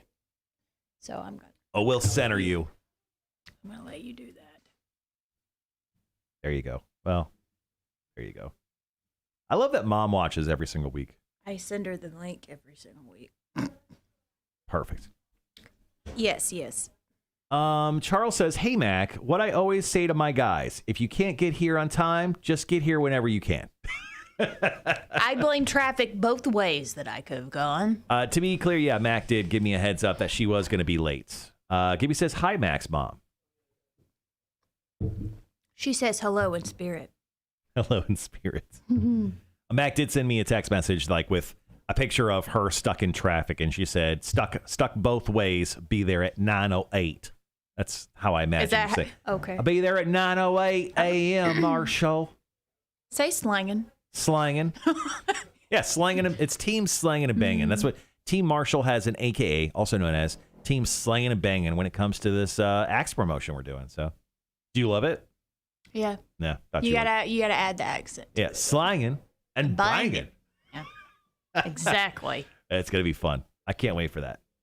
Okay, I'm trying to enter to win this Roomba. Yeah, WROOMBA.com. Well, I've entered to do it with my first email address. Now I'm doing it with my second email you address. jerk. What a cheater.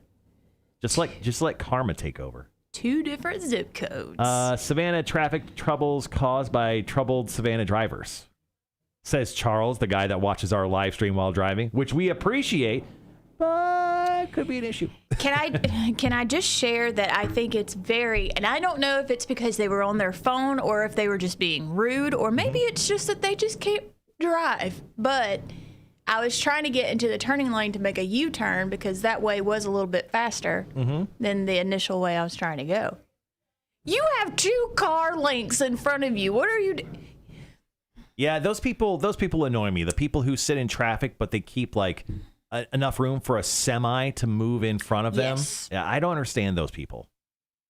Charles busted by my daughter today. Don't worry, she's grounded. You hear that, Emmy? You're grounded. Don't you ever call out your father like that. Mom would say my road rage is amped up since I've moved here. Oh, the people suck at driving around here, so I get that 100%. Yeah, I mean, you used to live like in the sticks where there was no traffic. This is true. Yeah. You had to pass a tractor occasionally. Yeah. No, every day. Hey, both of us know that, trust me. Jeremy says, good to see the beautiful Mac. Traffic does suck in Savannah. Yeah. Without a doubt. It is true. I remember when I used to, when I first got here and I was just working like your regular 8 to 5 or 6 or whatever, like going home, I lived in Georgetown and I would go up to Duren and then cut back through like Veterans and stuff. I mean, it would take me 35, 40 minutes just to drive home every single day. Yeah. I wouldn't get home till after 6 o'clock, and that sucked. We get that. All right, Wanda has another doctor's appointment. Good luck to you, Hope Wanda. it goes well. Have a good one. Good to see you, Wanda. Once again, thanks for everyone hanging out on the stream today. We're going to do one more story about Ted Nuge, and then we're going to wrap up the show with Chicks on Dudes. We have 3 questions for Mac, and that'll be it for the day. Tomorrow, what do we have, Cotter? Do you know yet? We got Hefe 2, the new music beta fish. I don't know the songs yet. I'll have those a little bit later on tonight. We're going to name our 3rd team member for our axe throwing teams. Oh, yeah. Community college dropout, and then about last night. That's about Thursday's kind of our pre-set up bits. Thursday's our lightest day. I think what we'll do is I'll have a quiz for you tomorrow. Oh, I like it. I'll figure that out. Haven't had a good quiz in a while. Yeah. I failed miserably on the last one, the video game one. Yeah. It was not good. We should what was the show that did Quizzed in the Face? I don't know. I think there was a show, anyway, we should call it that. Let's just steal it. Quizzed in the Face? Yeah, Quizzed in the Face. I like it. And when we quiz each other, we'll just say it's time for, we'll play Quizzed in the Face. Time for me to quiz Marshall in the face. Yeah, Quizzed in the Face. That's disturbing. You think everything's disturbing. It is sure. Billy on the Street. Yeah. Oh, yeah. There we go. Yeah, let's just steal it from Billy on the Street. He ain't doing that show no more. Is it Billy Eichner? Yeah, Billy Eichner. Yeah. Hey, guys, don't tell Billy we're stealing his bit. We'll steal the name of his bit. It's a different bit. Yeah, for the most part. I mean, yeah. It's the radio version of that, except we don't run up to people and offer them $1. Technically, it's not stealing because that show got canceled. Yeah, it's not trademarked. Quiz yourself in the face. All right, how much time are we looking at, Cotter? We have got 3.5 minutes. Oh, okay, then let's go ahead and answer the internet. It's actually our first one of the day. Yep. Ugh, probably shouldn't say that one out loud. There's a lot of those. Well, once again, there's going to be an after show party one day, in the future where we ask all of those questions just on the live stream. It'll be our rated R show. Let's see.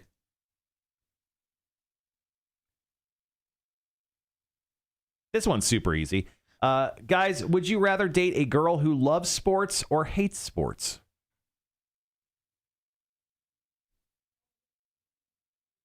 Am I switching this for me? Yeah, feel free. Yeah. Whichever gender you love the most. Would you rather date a guy / girl who loves sports or hates sports? I'm gonna go love, and because it's like obviously I'm not the biggest of sports guys, but I enjoy it, and it's easier to enjoy when you're with somebody that obviously is a fan. Mm-hmm. So if it's somebody who can bring me into it and up my enjoyment level of sports, I'm all for it. So I'll say love sports.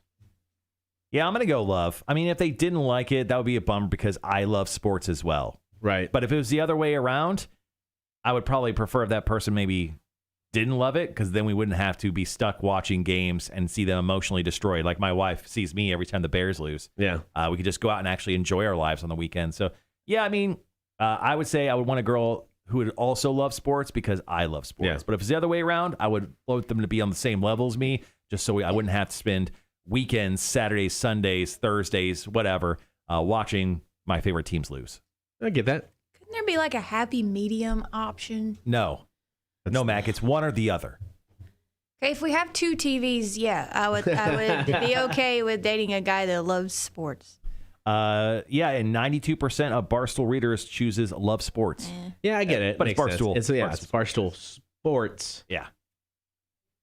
Jeremy says it would be nice for her to love sports. Cameron says he wants a chick that loves sports. Charles says sports lover. Gibby says like complete fandom or complete loathing. That sounds like being a Chicago Bears fan all the time. I love them, but they hate me. So that's why I'm so sad. Charles says, but Mrs. Taylor isn't unless one of her spawn is playing. Oh, okay, gotcha. Yeah. So she's not like a sports lover, but she is a competition lover when her children are involved. Yeah, I get that. Yeah, that's why you put your kids in a battle to the death. You'd have it all the time then. Interesting. True. Yeah. That's why you got to keep having kids.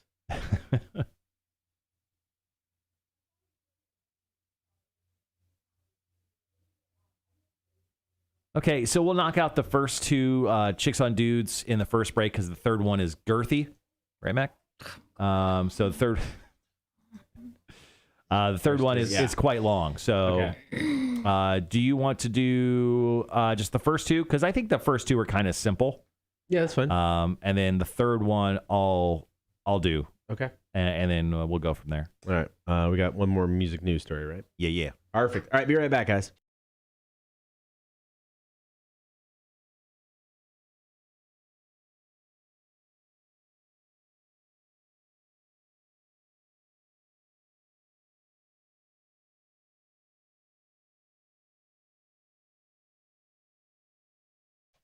Good morning. Thank you for hanging out. We've got Mac in studio. We're going to get to Chicks on Dudes next. But first, one more story to go. Marshall's music news. So legendary rocker, outdoorsman, outspoken conservative Ted Nugent has officially tested positive for COVID-19. He's currently recovering at home, though, which is great news. He goes, after battling symptoms of the virus, he said, I thought I was dying. He said, everyone told me I should not announce this.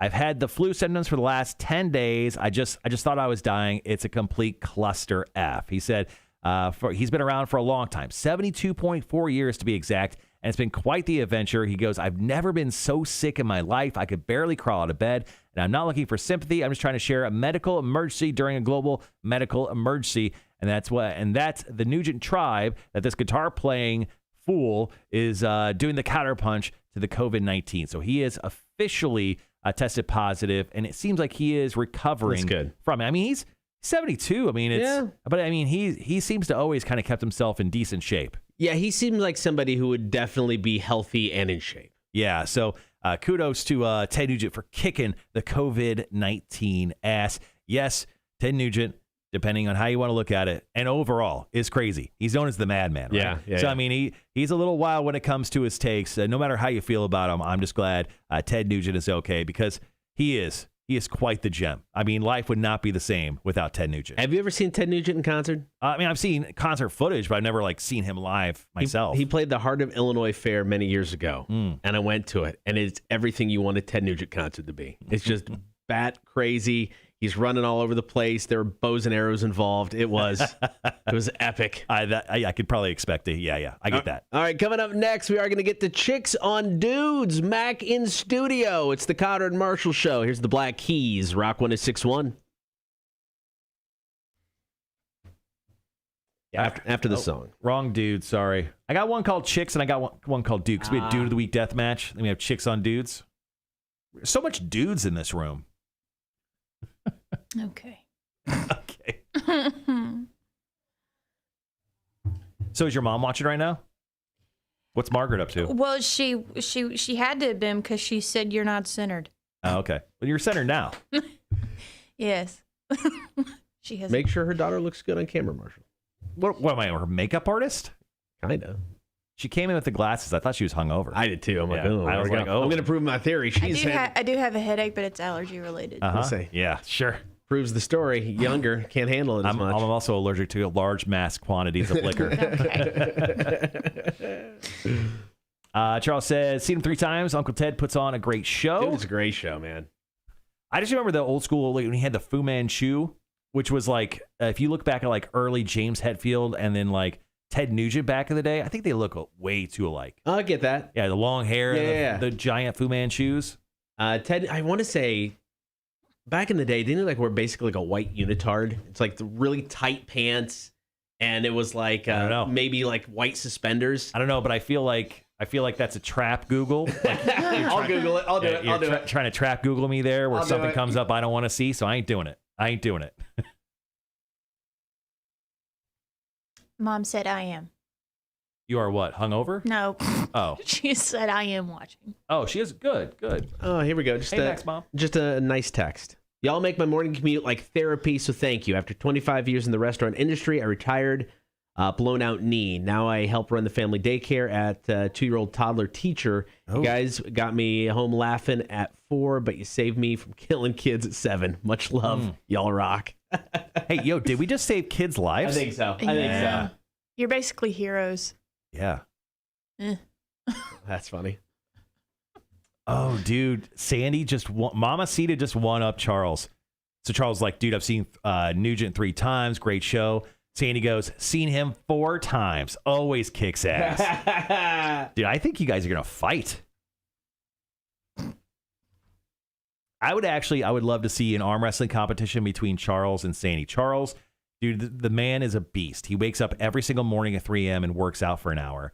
I mean, it would be amazing to see an arm wrestling competition between him and Sandy. All right, be right back.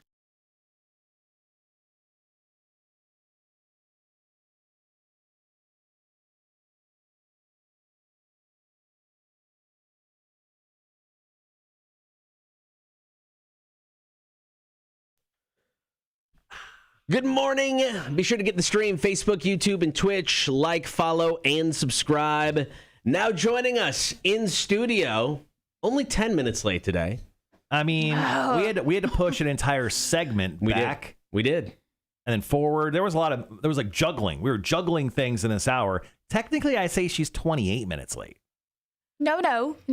I was here by 9:09. She was. I'll give her that. Okay. But we couldn't throw her in the middle of Marshall's And business. I gave you a heads up too and told you that it wasn't my fault. Okay. That's true. I mean, Jake wouldn't do that. We Yeah, would just assume he was going to be late. Right. But he wouldn't actually tell us he's going to be late. Jake Thompson wouldn't do it. He'd like leave his belt in the studio with a note that says, I'll probably be late tomorrow. Because Jake's weird like that. All right, we are joined by Mac from Bob 1069. It is time for Chicks on Dudes. Mac, good morning. Good morning. Are you ready for the first question? Yes. All right, beautiful. Hey, chicks. I know this is a thing for the guys, but I have a question I need Mac's advice on. Oh, wait. Is this our first girl? It might be. Is this Chicks on Chicks It right is. now? It got weird. Well, I'll shut up. I won't, but I'll shut up. Is it okay to kick a guy in the nuts if he deliberately tries to touch my breasts? It happened with me, and I feel guilty. Please help. It's 100% okay. If this guy deliberately tries to touch you and you didn't ask for it or he didn't ask for permission first, yes. Self-defense. Quick question. Have you ever kicked anyone in the nuts for touching you in any manner? No. I've cussed them out. Right. What if they slightly brushed your arm? Cotter, I would like to test this. Cotter, please touch Max. No, I'm not touching Mac. Maybe that's Torture Tuesday next Tuesday. Mac comes in and just kicks us in the nuts, and it's just that's Torture Tuesday. There's a difference in brushing someone's arm and just deliberately hands-on. Well, no, I was just trying to get any reaction out of you. No, I understand the difference. Okay. Yeah. No, I mean, anybody who's reaching and grabbing anybody, especially this day and age, stop. Yeah, no. Just don't do it. Well, are you that big of an idiot that you think it's okay to reach out and touch anybody deliberately without asking them? Old man Cotter just kicked in right there. I'm sorry. Yeah. Dad Cotter just kicked in. This day and age. I know. I've told my daughter. It's like if a dude does anything, you kick him square in the balls. Right. Oh, so you're an advocate for nut kicking. Yes. I mean, if somebody does something inappropriate to somebody like that, yes. I do stuff inappropriate to you all the time. I know. I'm surprised I haven't kicked in the balls yet. Right. It may happen. There's a lot of equipment in between you and I. It'd be very awkward for Tim having to repair all the equipment. I think that's something that needs to be reiterated to all females this day and age, and it doesn't matter what age. If somebody does something like that to you, it's 100% okay for you to defend yourself. Yeah. If that means kicking them in the nuts, by all means, please do it. Dude, if you're video it. Or if you have, how about this? Or if you have nice shoes on and you don't want to kick someone in the nuts, go find a man who'll do it. I'll kick a guy in the nuts. If you come up to me and you're like, yo, this guy inappropriately touched me, I'm like, his nuts are in for it. Let me just say, heels are better. It's going to hurt worse. Oh, well, that's if you get the right angle. Once they're down, you can just stomp and grind. Yeah. Whoa. If it's one touch, one kick, what's the appropriate amount of kicking to the touching? Question. I would say question. whatever you get, you most likely deserve. Yeah, 1-to-1, right? No. I mean, if the woman feels more than one kick is necessary, more than one kick is necessary. Yeah. Okay. Because in all seriousness, there are women out there that have had this done to them, and it didn't go very well. So if you were to just go up and deliberately touch somebody, depending on their past or what they've dealt with experience, who knows? They could know kung fu too. Yeah. Yeah. You don't want to mess with that. All right, let's move on to question number 2 of Chicks on Dudes, and we have a whopper for story number 3. This one I think is pretty easy, and Mac, I think your feelings may be pretty strong on it. Okay. This one is, hey chicks, what do girls think of colorful print underwear on guys? I don't think there's an issue with it. I've dated guys that have colorful underwear. Right. They have hot dogs on them and stuff like that. I swear. What else? But I'm more of a boxer person than I am any other kind of underwear. So you don't like briefs? Would you ask a guy to change if you were dating someone because you're a boxer preference? Well, no. Or excuse me, a brief preference? Would you ask him, hey, you know what? Switch to boxers. No, because I mean, I'm just glad you got underwear on. What if it was a thong? Guy in a thong? No. No? Mm-mm. Speedo, that's what Cotter wears. Speedo's That's weird. Yeah, that's the only one I wear. Yeah. I mean, well, the thing is, Cotter started wearing vests because he gets very hot, very high temperature fella. So he actually started wearing thongs too because of the less clothing that he needs. It balances things out. It really I get does. that, but no. Keeps things fresh down there. Well, okay. I mean, that clears it up. I'm a pretty much a straight black boxer. Not boxer, brief guy. Yeah. But sometimes I do have colorful ones. Okay. So, yeah, I mix it up. Yeah. Whatever. Doesn't matter. It depends on your mood. Yeah, I get that. Are you a guy that keeps underwear for way too long? Yeah, probably. Yeah. Do you have holy underwear? I was able to finally. I had a couple pairs of those, but I splurged and I got. You did splurge. I splurged, got That's some a new word. underwear, and got rid of the holy stuff. So everything is new. Good for you. I know, right? I'm proud All of you. thongs. I know. Nice. Hey, you got to stick with what works, man. Stick with what works. All right, one more question to go with Chicks on Dudes. Then we'll wrap up the show. It's coming up next. Cotter and Marshall, Rock 106.1. This is commercial break here? Yeah. Perfect.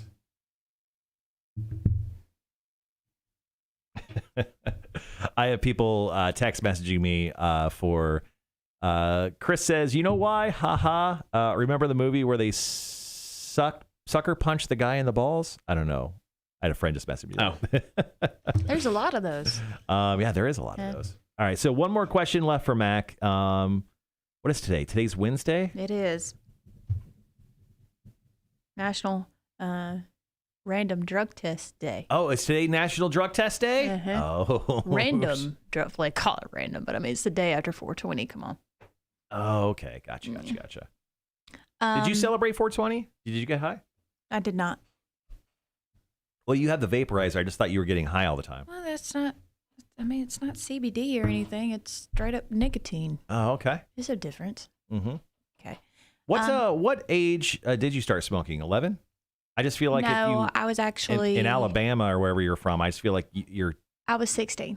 your dad just gives you a pack of cigarettes. My dad would never. Rolled up in your arm sleeve. Funny story. I think my dad always knew that I smoked, but he caught me smoking, and he made me smoke the whole entire pack. Yes. Did you learn your lesson? No. No, I kept still smoking. smoking. Yeah.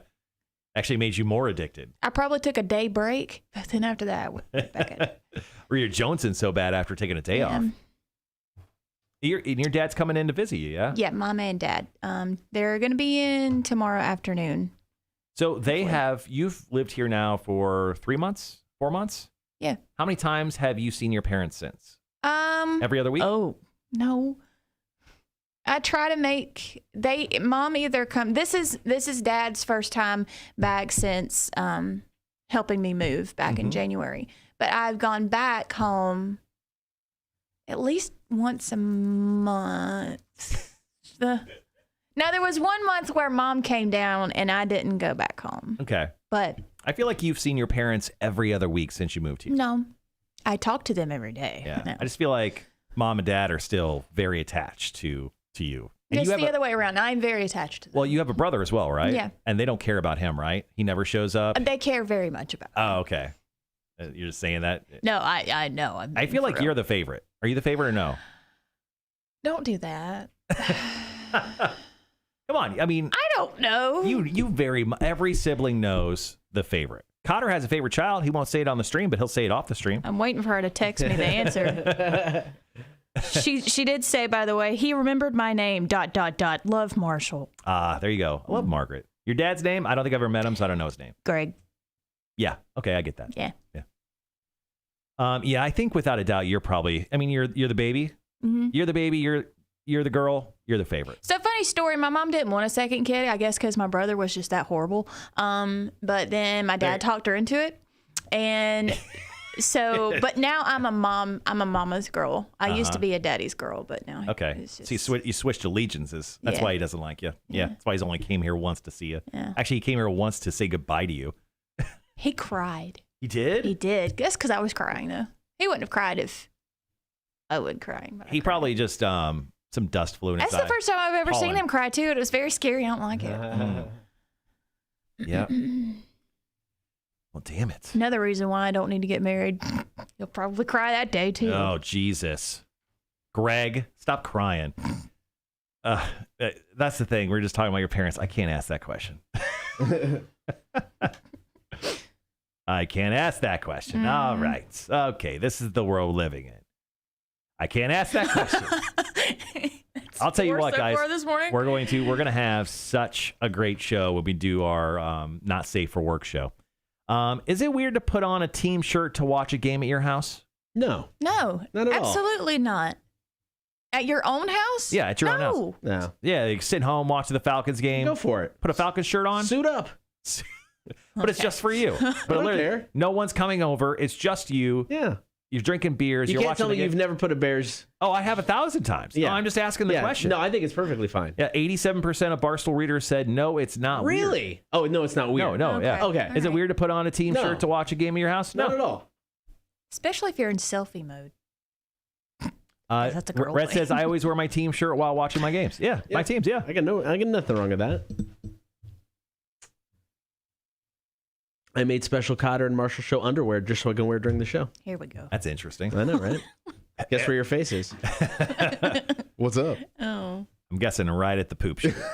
Right at the poop shit. That's why you always call me the shit. Yep, that's right.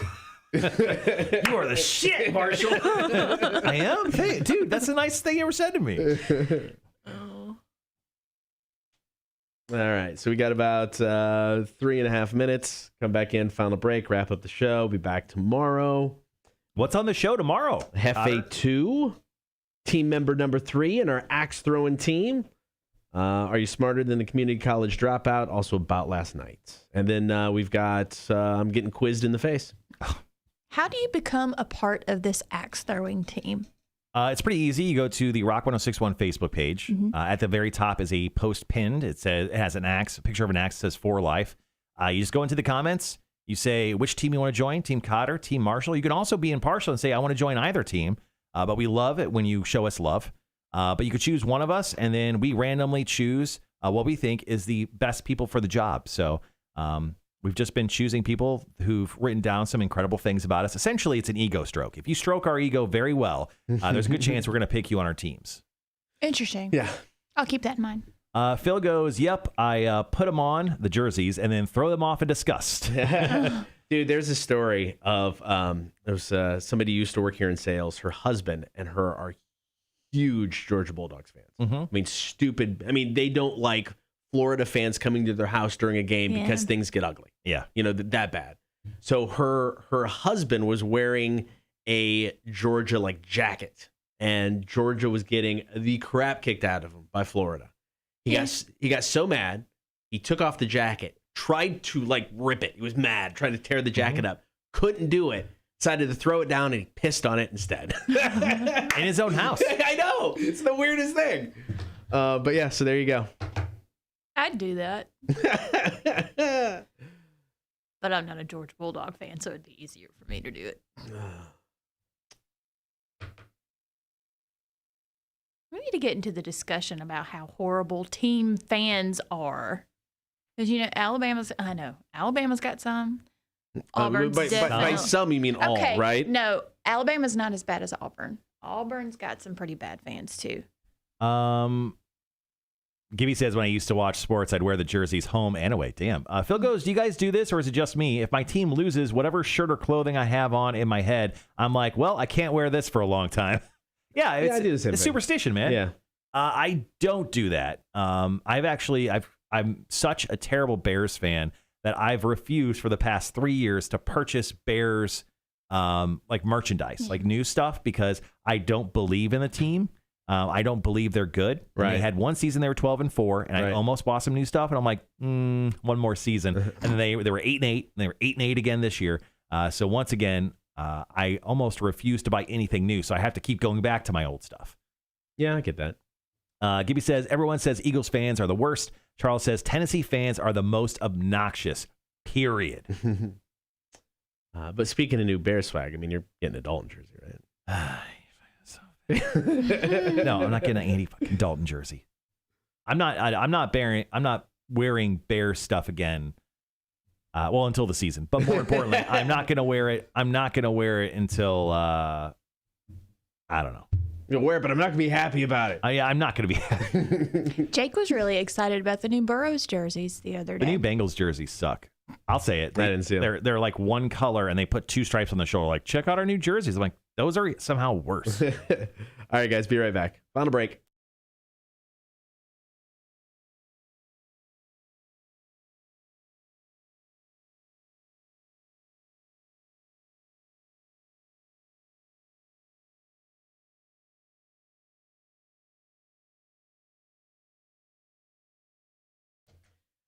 Good morning. Thanks for hanging out on the air and on the stream. If you haven't done the stream thing yet, Facebook, YouTube, and Twitch, like, follow, and subscribe. All right, Mac is in studio, so we're going to wrap up today's show with one more question with chicks on dudes. All right, I got the question over here, so let's begin. Sup, chicks? So I talked to this girl for like a couple of weeks. It was all good until I was cooking something, and I sent her a picture of my stove. And she said that it looked good, and I asked her what her favorite food was. And she said that she didn't eat food.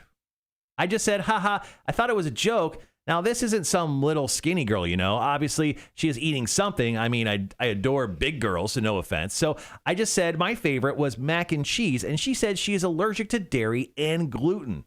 He goes, I'm a man who loves to cook and eat. I stopped talking to her after this. I feel bad. I would love to hear your thoughts, Mac. I'm still stuck on the whole fact that she doesn't eat. Apparently, Like, she's not a skinny girl. She's a little bit of a bigger girl. He's probably a little bit of a bigger guy. He says he loves to eat and cook. But he said that because she said she didn't like any food, he was like, you're out. I can't talk to you anymore. But he kind of feels bad. He probably still wants to hang out with her in a certain way. But, I mean... Are you only dating her because of... I don't think they're dating. I think he's just kind of like chatting with her. And he just cut off communications because she wouldn't be like... forthright in what she liked and what she said she didn't eat, but obviously she's eating. Right. Yeah, so I'm still stuck on that. That confuses me.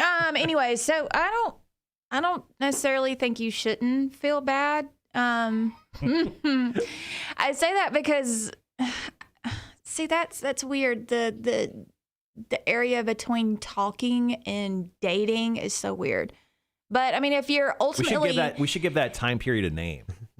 The gray area. So, I mean, if you are remotely interested in her, besides the whole not eating and gluten vegan thing, then why wouldn't you keep going? Would you date a vegan person? I would.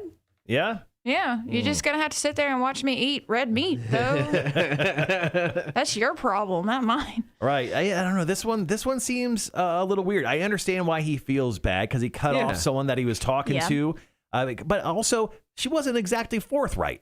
Like, look, you're definitely eating something. Don't act like you don't have a favorite food. Don't tell me you don't eat. Everyone eats, or you'd be dead. I think that's the difference, though. If you're just talking to this person, don't feel as bad. But if you're actually dating them, then you kind of need to feel bad. I mean, I think it seems a little drastic to me. I wouldn't feel bad. I agree with you. I mean, they're not dating. They're obviously, just talking. They may not even met each other in person yet. So I get it. So, I mean, I wouldn't feel bad, but it just seems like a drastic measure. Get to know them maybe a little bit better. Yep. I don't know. Maybe he doesn't have time to put up with BS. He's like, yo, this girl isn't forthcoming, trying to talk to me. Because I feel like she was shutting down the conversation. Well, and maybe she's self-conscious. I mean, maybe she just doesn't want to talk about, food. Maybe if she is, a little heavier, maybe she just doesn't feel comfortable talking about it. Maybe that's a struggle of hers. And she's not ready to open up about it. I would restart the conversation, but with nothing but pictures of food. like a week straight with pictures of every item I've ate, and it'd be like 20 pictures in a row, and just a heads up what I had for last week. What would be really bad since is she lactose intolerant? Was that it was she couldn't do gluten. Allergic to dairy and gluten. Okay. Yeah. The worst thing you could do is send her a picture of a gallon of milk. Are you encouraging this? Yeah. Maybe. Oh my God. Turns out Mac's a little ruthless. Wow. Harsh, Mac. Yeah. I'd do it. Like a picture of you pouring a 2-gallon. Exactly. A 2% gallon of milk over your head? Yes. This could have been yours. Oh, my Lord. All right. Mac will be back next Wednesday with more Chicks on Dudes. We'll be back tomorrow. Hefe 2, the new Music Beta fish, will select a new song. We've got Are You Smarter Than a Community College Dropout, brought to you by Rotten Little Bastard Distillery, about last night, and going to name our third team member. Very excited. For our Axes for Life teams. Team slanging and banging. Am I right, Mac? That's right. Did with an accent like she told me to. All right. That's coming up tomorrow. We'll talk to you at 6 o'clock. It is the Cotter and Marshall Show, Rock 106.1. Gibby said, yes, the dark side of Mac. I think we need more darkness from you. Just wait for it.